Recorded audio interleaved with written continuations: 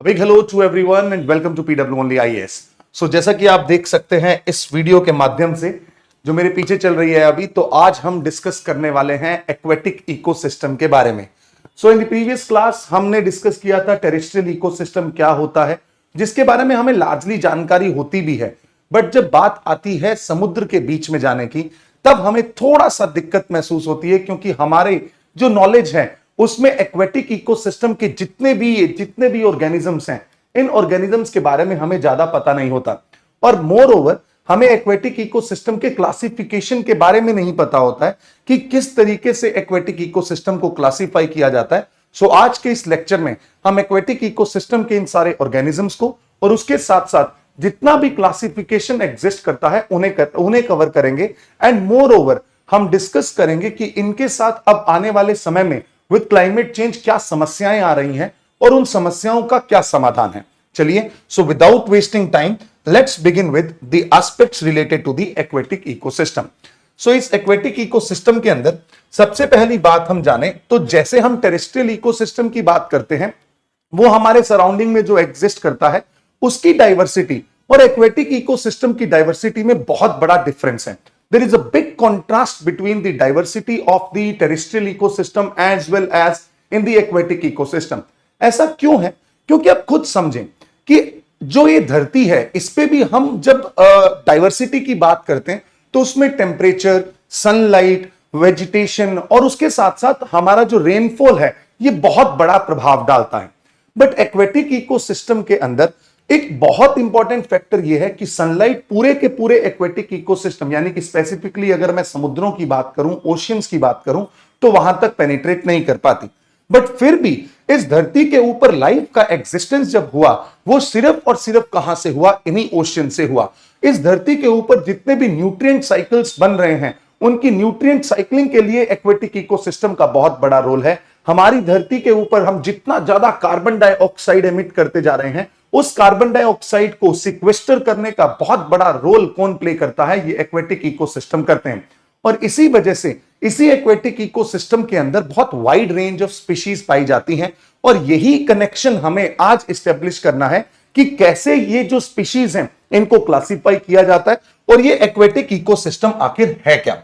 जब हम इस इकोसिस्टम की बात करते हैं तो इस इकोसिस्टम के अंदर सबसे पहले हम देखेंगे water body.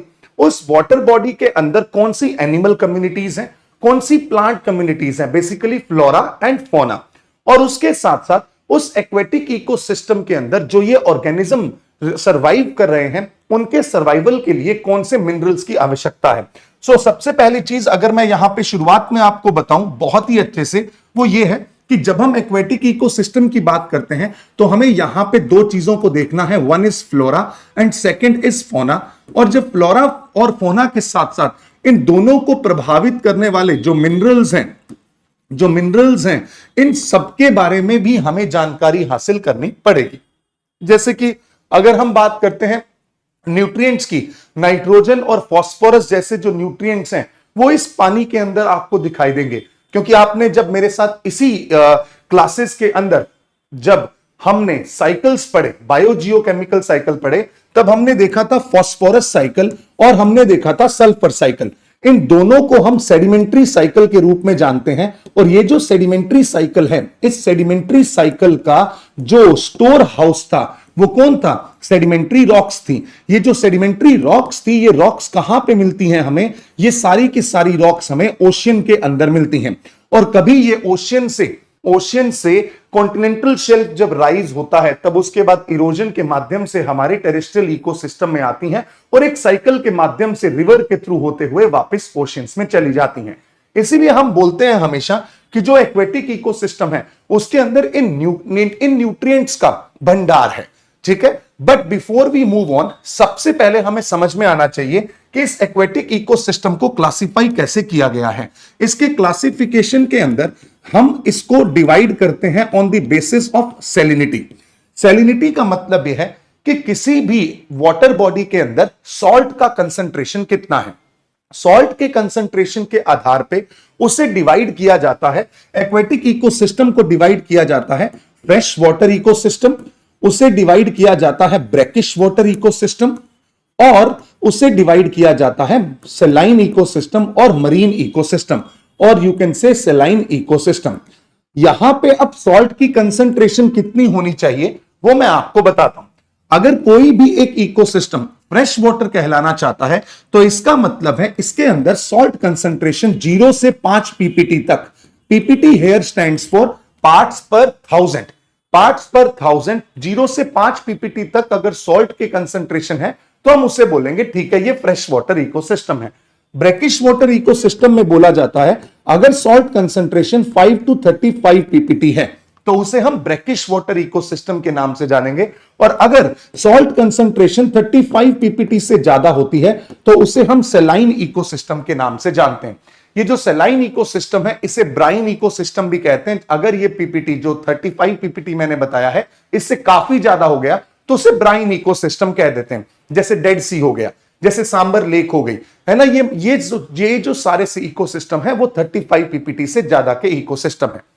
Fresh water ecosystem को थोड़ा और आगे क्लासिफाई करें तो मुझे दिखाई देता है कि यहां पे आपको कई जगहों पे पानी रुका हुआ दिखाई देगा, कई जगहों पे पानी मूव करता हुआ दिखाई देगा। ये वर्ड मैंने बार बार क्यों यूज किया, मूव करता हुआ, मूव करना मतलब बहना, और इसके अंदर आता है ओ, इसीलिए इसको हम लॉटिक इकोसिस्टम और लेंटिक इकोसिस्टम, लॉटिक और लेंटिक इकोसिस्टम के अंदर डिवाइड करते हैं। लॉटिक के अंदर ओ आ रहा है यानी कि मूव करता है, इसीलिए यहां पे आपको फ्रेश वाटर इकोसिस्टम के अंदर रिवर्स दिखाई देंगी। ऑन दी अदर हैंड जब लेंटिक यानी कि पानी स्टेगनेंट है, स्टेगनेंट एंटी स्टेगनेंट है, रुका हुआ है, तो यहां पे आपको पोन्ड्स दिखाई देंगे और उसके साथ साथ यहां पे आपको कुछ लेक्स दिखाई देंगी। जैसा कि आप यहां पे इस क्लासिफिकेशन में देख सकते हैं, ponds and lakes, rivers and streams. तो ये जो रिवर्स एंड स्ट्रीम्स हैं, these rivers and streams are nothing but the lentic ecosystem और lotic, they are lotic ecosystem। ओ है, मूव कर रहा है, पोन्स हैं तो यहां पे लेंटिक इकोसिस्टम है, पानी रुका हुआ है, ठीक है। फिर आते हैं ब्रैकिश वाटर इकोसिस्टम के अंदर। ब्रैकिश वाटर इकोसिस्टम के अंदर आपको ऐसा दिखाई देगा कि मान लो अगर मैं भारत के किसी कोस्टल रीजन के अंदर हूं और इस कोस्टल रीजन के अंदर आपने कुछ लेक्स के बारे में सुना होगा। सबसे इंपॉर्टेंट लेक जो आपने सुनी होगी दैट इज चिलिका। आपने एक और इंपॉर्टेंट लेक सुनी होगी that is Pulicat, that is Pulicat. ये जो लेक्स हैं, चिल्का और पुलिकट लेक्स हैं, ये ब्रैकिश वाटर इकोसिस्टम का पार्ट बनती हैं। इन्हें लगून लेक्स के नाम से भी जाना जाता है, इन्हें लगून लेक्स के नाम से भी जाना जाता है, ठीक है सर। ये लगून्स हो गए। उसके साथ साथ आप एक चीज और जानते हैं कि अगर मान लो यहां से कोई एक नदी बह रही है और जब नदी बह के समुद्र से मिलने की कोशिश करती है, जब नदी समुद्र से मिलने की कोशिश करती है और जिस एरिया के अंदर नदी जस्ट अपना पानी ड्रेन कर रही है समुद्र में, तो समुद्र के पानी की जो सैलिनिटी है वो कम हो जाएगी, क्योंकि नदी अपना एक फ्रेश वाटर वहां पे ले जाके ऐड करती है। यहां से समझना जरूरी है कि ब्रैकिश वाटर इकोसिस्टम कैसे बनते हैं।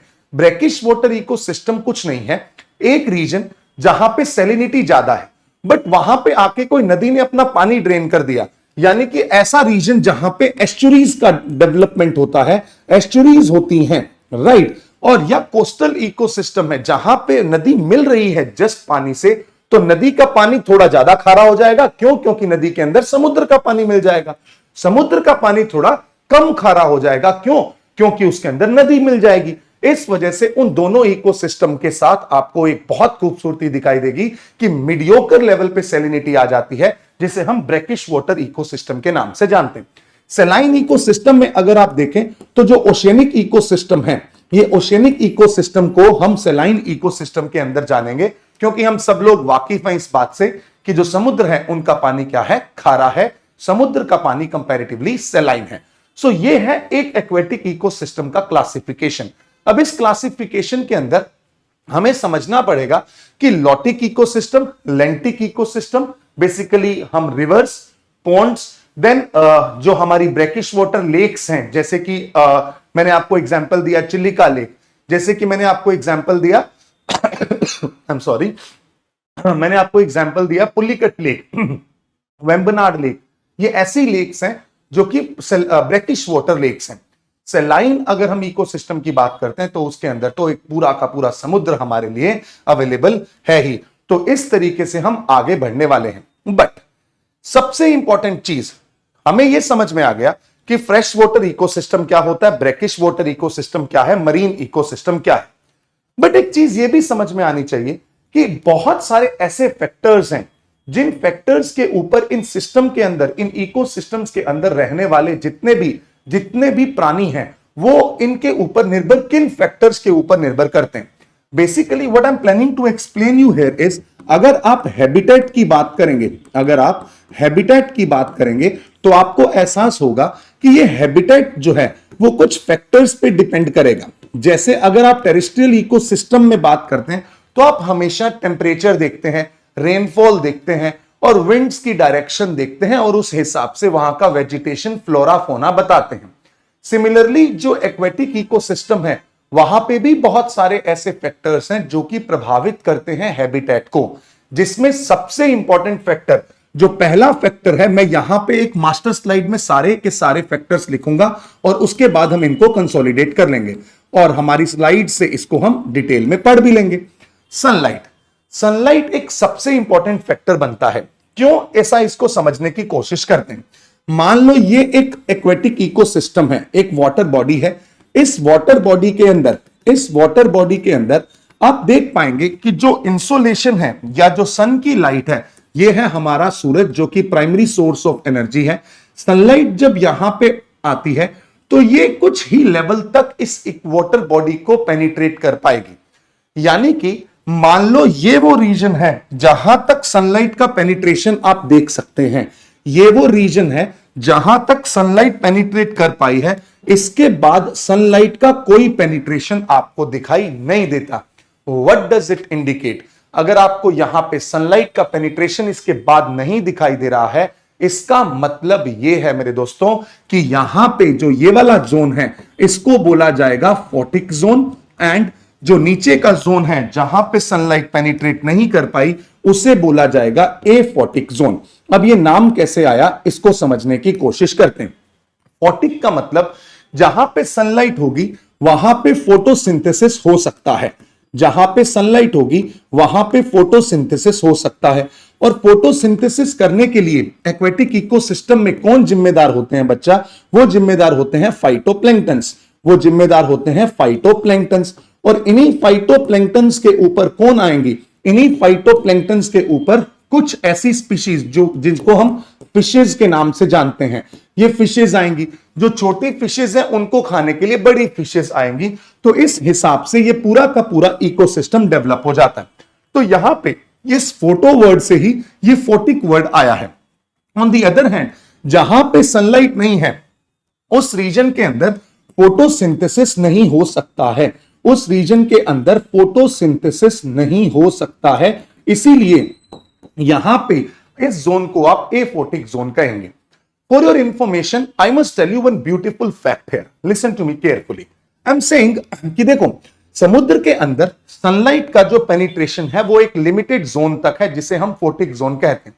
But if somebody ask me कि सर इस हिसाब से जो समुद्र के गहरे पार्ट हैं जहां पे सनलाइट का पेनिट्रेशन नहीं है वहां पे बिल्कुल भी प्रेजेंस नहीं होना चाहिए लाइफ का, बट ऐसा नहीं है। ऐसा क्यों नहीं है उसको समझते हैं। देखिए, आपने समझा था कुछ ऐसे प्राणी हैं जिन्हें हम ऑटोट्रॉप्स कहते हैं। ऑटोट्रॉप्स का मतलब ऐसे ऑर्गेनिजम्स जो अपना खाना खुद बना सकते हैं। ट्रॉफ का मतलब मैं आपको बता चुका हूं न्यूट्रिशन, और ऑटो का मतलब स्वयं, मतलब ऐसे ऑर्गेनिज्म जो अपना खाना स्वयं बना सकते हैं उन्हें ऑटोट्रॉफ्स कहते हैं। इन्हीं ऑटोट्रॉफ्स का फर्दर क्लासिफिकेशन होता है फोटोट्रॉफ्स, एंड इन्हीं का क्लासिफिकेशन हम देखते हैं केमोट्रॉफ्स के रूप में। फोटोट्रॉफ्स का मतलब ऐसे ऑर्गेनिजम्स जो कि फोटोसिंथेसिस करते हैं, जो कि क्या करते हैं? फोटोसिंथेसिस करते हैं और फोटोसिंथेसिस से अपना खाना बनाते हैं, उन्हें हम फोटोट्रॉफ्स कहते हैं।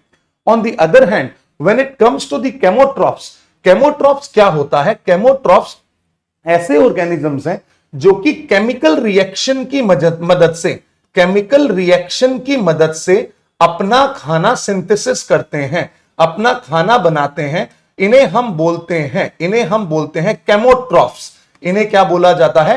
केमोट्रॉफ्स। और इनमें जनरली जो यूज किया जाता है वो किसका यूज किया जाता है? सल्फर का ये यूज करते हैं। किसका यूज करते हैं? सल्फर का ये यूज करते हैं। अब मेरे दिमाग में पहला सवाल ये आया कि ये सल्फर कहां से आया सर? सल्फर जो इस पूरे इकोसिस्टम के अंदर आता है वो आता है वोल्केनिक एक्टिविटी से। और अगर आपको ज्योग्राफी थोड़ा सा इल्म है तो आप जानते होंगे कि ओशनिक क्रस्ट थिन होती है और वहां पे वोल्केनिक एक्टिविटी कंटिन्यूअस चलती रहती है, जिस वजह से हाइड्रोजन सल्फाइड जैसी गैसेस भी इरप्ट होती हैं और सल्फर का डिपोजिशन आपको इन रीजन्स के अंदर दिखाई देगा। And there are certain bacterias which are responsible to use this sulfur present in the entire ecosystem to make their food. We call them as chemotrophs और इसको हम फोटोसिंथेसिस नहीं, इसको हम केमोसिंथेसिस का नाम देते हैं। तो ऐसा नहीं है कि बिल्कुल लाइफ का प्रेजेंस वहां पे नहीं होगा, बट वहां पे केमोसिंथेसिस जैसी चीजें आपको दिखाई देंगी। सो सनलाइट का ये पहला रोल आपके सामने है जो हमने डिस्कस किया। तो आप यहां पे देख सकते हैं सबसे पहला जोन जहां पे फोटोसिंथेसिस हो सकता है उसे हम फोटिक जोन के नाम से जानते हैं। इसीलिए आपको इसी सनलाइट के कारण एक जोनल क्लासिफिकेशन दिखाई देगा। पहला जोन फोटिक जोन, जहां पे आप सरफेस से लेके ऐसे रीजन तक पहुंचते हैं जहां तक सनलाइट जाती है और इस रीजन के अंदर फोटोसिंथेटिक एक्टिविटीज होती हैं और मेटाबॉलिक प्रोसेसेस बहुत फास्ट होते हैं। और इन्हीं मेटाबॉलिक प्रोसेसेस के कारण जैसे कि फोटोसिंथेसिस और रेस्पिरेशन प्रोसेसेस यहां पे अपनी जो पूरी की पूरी प्रक्रिया है उसे कर सकते हैं। Then when we come to the aphotic zone, ये ऐसा जोन होता है जो कि लोअर लेयर्स का भाग बनता है और यहां पे प्लांट की ग्रोथ लिमिटेड होती है। आप एक वर्ड देख पाएंगे जब मैं बोल रहा हूं यहां पे फोटोसिंथेसिस नहीं होता, बट डज नॉट मीन कि बिल्कुल प्लांट की ग्रोथ नहीं है। यहां पे ये वर्ड आप स्टार मार्क करके लिखेंगे कि प्लांट की जो ग्रोथ होती है वो लिमिटेड होती है। प्लांट जो ग्रोथ है वो क्या है? लिमिटेड है। लिमिटेड प्लांट ग्रोथ है, ये बात आपको याद रखनी है। Please make sure this. So यहां पे एक्सट्रीम स्टेटमेंट अगर यूपीएससी पूछता है तो then extreme statement would be the wrong statement. Why? Because I told you the process of the chemosynthesis. ठीक है, यहां पे मुझे इस बात का पता लग गया। उसके बाद फोटोसिंथेटिक एक्टिविटीज तो यहां पे एब्सेंट होती हैं क्योंकि यहां पे सनलाइट का पेनिट्रेशन नहीं है। जो मेटाबॉलिक प्रोसेसेस हैं उनके अंदर केमोसिंथेसिस दिखाई देता है, that I have already explained you. मतलब वो यहां की केमिकल एनर्जी को यूटिलाइज करते हैं इंस्टेड ऑफ सन की energy for their metabolic processes. We call it as chemosynthesis. तो हमने पहला क्लासिफिकेशन देखा फोटिक जोन और एफोटिक जोन का। फिर आता है दूसरा फैक्टर यहां पे जिसको हम जानते हैं। दूसरा फैक्टर अगर मैं यहां पे देखूं तो जिसको हम जानेंगे, दूसरा फैक्टर जिसको हम जानते हैं डिसॉल्व्ड ऑक्सीजन के नाम से। डिसॉल्व्ड ऑक्सीजन के नाम से देखिए, एक बात मैं आपको अभी से क्लियर कर देता हूं, वो ये है कि डिसॉल्व्ड ऑक्सीजन एक बहुत बड़ा फैक्टर है इस पूरे एक्वेटिक इकोसिस्टम में लाइफ के सस्टेनेंस के लिए। आपको एहसास होता होगा कि ये जो ऑक्सीजन है, हम तो चलो एटमॉस्फेयर में ऑक्सीजन की जो अवेलेबिलिटी है उसे ग्रहण करके अपना जो भी जीवन है वो जीवन यापन कर रहे हैं। But what about the organisms which are living in the entire aquatic ecosystem? उनके अंदर क्या होता है? मान लो मैं आपको एक प्रोसेस समझाता हूं कि इस इकोसिस्टम के अंदर कुछ प्लांट्स हैं, इस इकोसिस्टम के अंदर कुछ प्लांट्स का प्रेजेंस है। ये जो प्लांट्स यहां पे हैं जिनको आप फाइटोप्लैंक्टन्स कहते हैं, जिनको आप क्या कहते हैं? फाइटोप्लैंक्टन्स। फाइटोप्लैंक्टन्स कौन सा प्रोसेस करते हैं? फोटोसिंथेसिस करते हैं। जब ये फोटोसिंथेसिस करेंगे तो यहां पे कार्बन डाइऑक्साइड को तो क्या कर लेंगे? एब्जॉर्ब कर लेंगे और उसके साथ साथ रिलीज क्या करेंगे? ऑक्सीजन को रिलीज करेंगे। अब यहां से समझ में आने की जरूरत है कि ये डिसॉल्व्ड ऑक्सीजन जो है ये आ कहां से रही है? जो भी ये ऑक्सीजन फाइटोप्लैंक्टन्स फोटोसिंथेसिस करके जनरेट करते हैं, वो यहां पे जितना भी पानी है उनके अंदर डिसॉल्व हो जाती है। अब ध्यान से सुनिए मेरी बात को, जो कि बहुत ही इंपॉर्टेंट है। उस इंपॉर्टेंट बात का जो एस्पेक्ट है वो ये कहता है कि जब भी मैं किसी भी एक्वेटिक इकोसिस्टम को देखता हूं, ये मान लो कोई मेरा एक एक्वेटिक इकोसिस्टम है। इस एक्वेटिक इकोसिस्टम के अंदर ऑक्सीजन के दो सोर्स होते हैं। ऑक्सीजन के दो सोर्स होते हैं। वो दो सोर्स कौन से हैं? पहला जो प्राइमरी सोर्स है that is the air water interface, जो हवा और पानी का इंटरफेस है। इंटरफेस का मतलब जो इनका इंटरफेस यानी कि जो ये वाला जोन है जिसे मैं अभी एकदम डार्क व्हाइट में दिखाऊंगा, ये वाला जो इंटरफेस है, this is the air water interface. इसको मैं लिख भी देता हूं यहां पे, this is nothing but the air water interface. Air water interface, ठीक है। ये जो एयर वाटर इंटरफेस है, इसके थ्रू क्या होता है, इसके थ्रू आप देखते हो कि जो ऑक्सीजन, डिसॉल्व्ड ऑक्सीजन है, वो बाहर भी जाती है और जो ऑक्सीजन एटमॉस्फेयर से है वो अंदर भी आती है। और यही जो ऑक्सीजन इंटरफेस से आ रही है वो इस पानी में घुल जाती है, जिसका इस्तेमाल ये ऑर्गेनिज्म करते हैं। एक बात, और यहां से सिर्फ ऑक्सीजन नहीं, यहां पे गैसेस यानी कि कार्बन डाइऑक्साइड का भी आदान प्रदान होता है। इसी वजह से तो हम बोलते हैं कि जैसे जैसे कार्बन डाइऑक्साइड का अमाउंट हमारे एटमॉस्फेयर में बढ़ता जा रहा है, तो ये जो ओशियंस हैं इनका एब्जॉर्प्शन ज्यादा कर रहे हैं। कैसे एब्जॉर्प्शन कर रहा है भाई, ये तो कभी समझ में ही नहीं आया ना। वो पानी तो नीचे, एक पौधा तो नीचे है फोटोसिंथेसिस करने के लिए, वो कार्बन डाइऑक्साइड को कैसे ले जाएगा अपने साथ। जो एयर वाटर इंटरफेस से कार्बन डाइऑक्साइड आएगी, उसका यूटिलाइजेशन कौन कर लेगा, उसका यूटिलाइजेशन कर लेगा प्लांट, और उसके बाद वो करेगा फोटोसिंथेसिस। और जो फोटोसिंथेसिस करने वाले ऑर्गेनिजम्स हैं, जिनको आप फाइटोप्लैंक्टन्स के नाम से जानते हैं, जिनको आप फाइटोप्लैंक्टन्स के नाम से जानते हैं, ये फाइटोप्लैंक्टन्स क्या करेंगे, इनका इस्तेमाल करेंगे और इस कार्बन डाइऑक्साइड का इस्तेमाल करके ऑक्सीजन को प्रोवाइड करेंगे इन दी एक्वेटिक इकोसिस्टम। इसी को बोला जाता है डिसॉल्व्ड ऑक्सीजन, इसी को बोला जाता है डिसॉल्व्ड ऑक्सीजन, ठीक है। बट एक चीज और है, जब ये डिसॉल्व्ड ऑक्सीजन की बात आती है तो ये डिपेंड करती है, ये डिपेंड करता है, it largely depends upon the temperature, depends upon the temperature. Why is it so? क्योंकि साइंस में ऐसा पढ़ाया जाता है कि जो गैस होती है, कोई भी गैस जो होती है, उसकी जो सोल्यूबिलिटी है, गैस की जो सोल्यूबिलिटी है, इट डिपेंड्स अपॉन, सोल्यूबिलिटी है जो वो डिपेंड करती है टेम्परेचर पे। अगर टेम्परेचर ज्यादा होता है, अगर किसी समय पे टेम्परेचर इंक्रीज हो जाता है, तो इसका मतलब है गैस की सोल्यूबिलिटी वाटर के अंदर डिक्रीज हो जाती है, गैस की सोल्यूबिलिटी वाटर के अंदर डिक्रीज हो जाती है। अगर ऐसा है, टेम्परेचर इंक्रीज हो गया तो गैस की सोल्यूबिलिटी यहां पे क्या हो जाती है, डिक्रीज हो जाती है। और ऐसा देखने को मिलता भी है आपको, जिसे आप थर्मल पोल्यूशन के नाम से जानते भी हैं। अगर मान लो मैं किसी वाटर बॉडी के अंदर बहुत सारा गर्म पानी डाल दूं, तो उसके गर्म पानी के एडिशन से उस पर्टिकुलर एरिया के अंदर जो सोल्यूबिलिटी है वो कंपैरेटिवली ऑक्सीजन की क्या हो जाएगी, कम हो जाएगी, जिसे थर्मल पोल्यूशन कहा जाता है। बट उसके साथ साथ हम एक चीज और यहां पे जानना चाहते हैं, जिसे आप देखेंगे, जैसे पहले हम डिसॉल्व्ड ऑक्सीजन के बारे में पढ़ लेते हैं। So the average dissolved oxygen content in fresh water is around 10 parts पर मिलियन और 10 ppm। 10 ppm यहां पे क्या आपको दिखाई देती है, डिसॉल्व्ड ऑक्सीजन।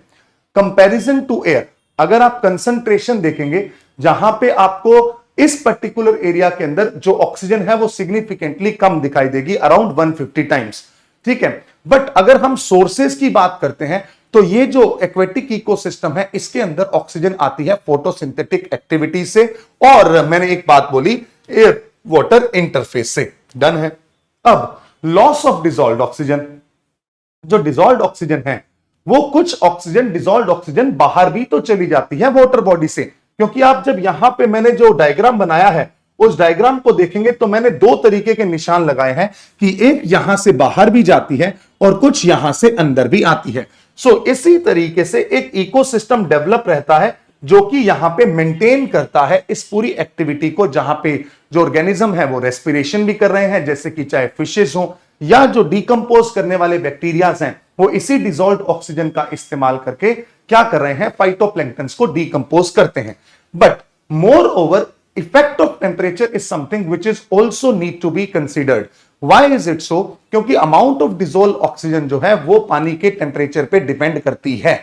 और मैंने जैसा कि आपको बताया, जो हमारा वार्म वाटर होता है उसके अंदर सोल्यूबिलिटी कम हो जाती है। और एडिशनली अगर हम बात करें, warm water enhances decomposer activity, accelerating oxygen depletion. अब देखो, अगर मैं आपसे बोलूं कि अगर आप इक्वेटोरियल रीजन में हैं और या आप पोलर रीजन में हैं, इन दोनों रीजन में आपको बैक्टीरियल एक्टिविटी फास्ट कहां दिखाई देगी? ऑफ कोर्स इक्वेटोरियल रीजन के अंदर। वहां बैक्टीरियल एक्टिविटी फास्ट इसलिए है क्योंकि जहां पे हीट और ह्यूमिडिटी होती है वहां पे बैक्टीरिया बहुत जल्दी ग्रो करने लगते हैं, बैक्टीरिया थ्राइव करने लगते हैं। और जब बैक्टीरिया थ्राइव करेगा, ग्रो करेगा, तो वो डीकंपोज करना स्टार्ट करेगा। जब उसका डीकंपोजिशन होगा तो वो किसका इस्तेमाल करेगा? ऑक्सीजन का इस्तेमाल करेगा। ये बात आप अभी याद रखेंगे तो मैं आपको यूट्रोफिकेशन का कॉन्सेप्ट 1 मिनट के अंदर समझा दूंगा। बस इतनी बात आपको याद रखनी है कि बैक्टीरिया ऑक्सीजन का इस्तेमाल करते हैं डीकंपोजिशन करने के लिए, और अगर टेम्परेचर बढ़ जाता है तो बैक्टीरियल एक्टिविटी बढ़ गई। तो यहां पे दोहरी मार है। दोहरी मार कैसे है? डबल क्राइसिस कैसे है? एक तो जब टेम्परेचर इंक्रीज हुआ, वैसे ही ऑक्सीजन क्या हो गई? थोड़ी सी कम हो गई, ऑक्सीजन की सोल्यूबिलिटी कम हुई। ऊपर से जो बैक्टीरिया ने डीकंपोजिशन करना स्टार्ट किया, उसने भी क्या यूज की? ऑक्सीजन यूज की। तो ऑक्सीजन जो है वो और ज्यादा कम होने लगेगी, ऑक्सीजन जो है वो बहुत ज्यादा कम होने लगेगी, और इसका लेवल 3 से 5 ppm तक पहुंच जाता है। जैसा कि हमने बात किया 10 ppm डिसॉल्व्ड ऑक्सीजन होती है, और अगर 3 से 5 पहुंच गई तो वो जितने भी ऑर्गेनिजम्स हैं वो मरने लगेंगे। जब वो ऑर्गेनिजम्स मरेंगे तो उनको और डिकंपोज करने के लिए कौन आएगा? बैक्टीरिया। तो इस वजह से उनका जो ओवरऑल आप प्रोसेस देखेंगे तो आपको समझ में आ जाएगा, ओके यहां पे और ज्यादा ऑक्सीजन कम हो गई है। एक और फिनोमिना है जो आजकल न्यूज में भी रहता है, जिसे विंटर किल के नाम से जाना जाता है। एक बात बताता हूं, जहां पे भी एक ऐसा फिनोमिना जहां पे जो फिशेस हैं, देखो हम जो लोग हैं वो ऐसे लोग हैं जो कि वार्म ब्लडेड एनिमल्स हैं, जबकि फिशेस जो हैं ये कोल्ड ब्लडेड एनिमल्स होती हैं। इनके अंदर एक फर्क होता है। जब मैं इस कॉन्सेप्ट पे आता हूं, बस एक छोटा सा एस्पेक्ट आपको बता देता हूं वार्म ब्लडेड एनिमल्स और कोल्ड ब्लडेड एनिमल्स का। वार्म ब्लडेड एनिमल्स ऐसे एनिमल्स होते हैं जो कि अपना टेम्परेचर खुद रेगुलेट कर सकते हैं, मतलब थर्मो रेगुलेशन की कैपेबिलिटी होती है। जैसा कि आप खुद को देख लें, अगर आप खुद को देखेंगे तो आपको समझ में आ जाएगा, बाहर का टेम्परेचर भले ही 50 डिग्री सेल्सियस ही क्यों ना हो, आपकी बॉडी का टेम्परेचर हमेशा 37 डिग्री सेल्सियस यानी कि 98 डिग्री फ़ारेनहाइट के आसपास रहेगा हमेशा। यह बात है। बाहर चाहे 0 डिग्री सेल्सियस टेम्परेचर है, मेरी बॉडी का टेम्परेचर फिक्स है। वो मैं कैसे करता हूं मुझे पता है। जैसे गर्मी लगेगी मेरे को पसीना आ जाएगा और मेरी बॉडी अपना टेम्परेचर कंट्रोल कर लेगी। अगर मेरे को ठंड लगेगी मैं शिवर करूंगा, शिवर करके मैं अपनी बॉडी में फ्रिक्शन जनरेट करूंगा और हीट जनरेट कर लूंगा, मैं अपनी बॉडी का टेम्परेचर रेगुलेट कर लेता हूं। बट ऐसा कोल्ड ब्लडेड एनिमल्स के साथ नहीं होता। कोल्ड ब्लडेड एनिमल्स के साथ अपना जो इनका थर्मो रेगुलेशन और हेलो रेगुलेशन है, यानी कि टेम्परेचर को रेगुलेट करना और उसके साथ साथ हेलाइन यानी कि सॉल्ट्स को रेगुलेट करना, उनकी कैपेबिलिटी इनके पास नहीं होती है। ना ही थर्मो रेगुलेशन की कैपेबिलिटी है, ना ही सॉल्ट रेगुलेशन की यानी कि हेलाइन या हेलो रेगुलेशन की कैपेबिलिटी इनके पास है। अगर ये दोनों इनके पास नहीं है तो अब ये तभी तो आप देखोगे ना, मछली एक जगह पे नहीं रहती, वो तैरती रहेगी। जब उसको लगेगा कि ऐसा रीजन जहां पे सॉल्ट ज्यादा हो गया, वो सॉल्ट को ऐसे रीजन में पहुंचेगी जहां सॉल्ट कम है। और दूसरा, फिश के अंदर क्या होता है, कुछ ग्लैंड्स होती हैं जो सॉल्ट को एक्सक्रीट करती हैं। अदरवाइज तो इतना सॉल्ट पी के कहां जाएगी भाई, है ना। ये बात समझ में आ गई। तो ये कोल्ड ब्लडेड एनिमल्स होते हैं। अब इनका जो टेम्परेचर रेगुलेट करने की क्षमता है ना, वो बहुत ही नैरो है। ये बहुत नैरो रेंज ऑफ टेम्परेचर के अंदर सर्वाइव करते हैं, नैरो रेंज ऑफ टेम्परेचर के अंदर सर्वाइव करते हैं। क्यों ऐसा है? क्योंकि ये कोल्ड ब्लडेड एनिमल्स हैं, तो इनका सर्वाइवल जो है वो बहुत ही नैरो रेंज के अंदर है। ह्यूमंस को देख लो, पोल पे भी बैठा है, अगर -30 डिग्री -45 डिग्री टेम्परेचर है, और देखो राजस्थान के थार डेजर्ट में भी बैठा है, +50 डिग्री 51 डिग्री टेम्परेचर है। तो ह्यूमन का जो रेंज ऑफ टेम्परेचर है, टॉलरेंस है, वो बहुत ज्यादा है। इनका टॉलरेंस कंपैरेटिवली क्या होता है, कम होता है। अब आ जाएं हम विंटर किल के फिनोमिना को समझने की कोशिश करते हैं। एक ऐसा फिनोमिना जहां पे जो मछलियां हैं वो पेरिश हो जाती हैं, क्योंकि जो ऑक्सीजन है वो डिप्लीट होने लग जाता है। और वो ऑक्सीजन डिप्लीट इसलिए होता है क्योंकि उस रीजन के अंदर आइस कवर आ जाता है। और अगर आइस कवर आ जाता है तो इस सिनेरियो के अंदर जो आइस लेयर बनी है पानी के ऊपर, वो लाइट को पेनिट्रेट नहीं होने देती। जब लाइट को पेनिट्रेट नहीं होने देती तो फोटोसिंथेसिस और रेस्पिरेशन की जो प्रोसेसेस हैं वो क्या हो जाती हैं, वो कम हो जाती हैं, रुक जाती हैं, हॉल्ट हो जाती हैं, जिससे ये सारी की सारी मछलियां मरने लगती हैं। आप ध्यान से समझना एक बात को। पहली बात तो टेम्परेचर कम हुआ, इसका मतलब ये नहीं सोचना है कि सर अच्छा टेम्परेचर कम हो गया तो ऑक्सीजन तो डिसॉल्व होने लग जाएगी, चलो ठीक है, ऑक्सीजन की सोल्यूबिलिटी बढ़ गई। बट अगर सनलाइट ही नहीं आएगी, क्योंकि जो बर्फ की लेयर बनी उसने क्या कर दिया, सारी इंसोलेशन को रिफ्लेक्ट बैक कर दिया। आपने अल्बीडो का कॉन्सेप्ट पढ़ा होगा, तो इससे आपको समझ में आ जाएगा कि ओके, द आइडिया इज जहां पे भी आपको डिप्लीशन दिखाई देगा वाटर बॉडीज के अंदर, तो ये एक्वेटिक ऑर्गेनिजम्स वहीं के वहीं खत्म होने लगेंगे। और मैं आपको यहीं पे बता दिया हूं कि वार्म ब्लडेड, कोल्ड ब्लडेड, और इसी के साथ यहां पे आप जो हमारी पुरानी मास्टर स्लाइड है उसके अंदर एक पॉइंट और ऐड करेंगे। ये डिसॉल्व्ड ऑक्सीजन के कारण जो फिनोमिना यहां पे है, the phenomena here is winter kill. जो विंटर किल है, वो विंटर किल का मतलब यह है कि जब सर्दियां आती हैं तब विंटर के अंदर जो आइस शीट्स बन जाती हैं, या आइस शीट्स के कारण जो सनलाइट है वो सनलाइट पेनिट्रेट नहीं हो पाता। और अगर सनलाइट पेनिट्रेट नहीं हो पाएगा तो यहां पे ऑक्सीजन का क्या हो जाएगा, डिप्लीशन हो जाएगा। और ऑक्सीजन के डिप्लीशन से मैं आपको बता चुका हूं कि भाई सब के सब निपट लेंगे, ठीक है, ऑक्सीजन का डिप्लीशन हो जाएगा। ये बेसिक्स हैं, पता होने चाहिए। चलें, इसके बाद एक और यहां पे एस्पेक्ट लिखा हुआ है, that is in relation to the temperature effect.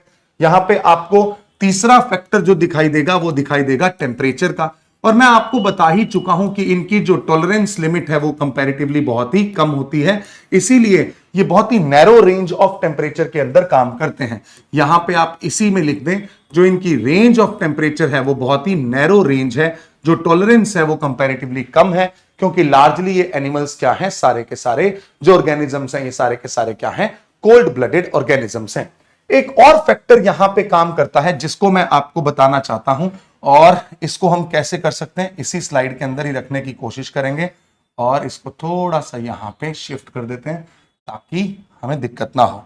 चलें, I hope it would be visible, थोड़ा सा बड़ा करना ही पड़ेगा अदरवाइज परेशानी होगी। यहां पे आ जाए। चलें, यहां पे जो चौथा फैक्टर है जो सबसे इंपॉर्टेंट है मुझे जो नजर आता है, दैट इज ट्रांसपेरेंसी।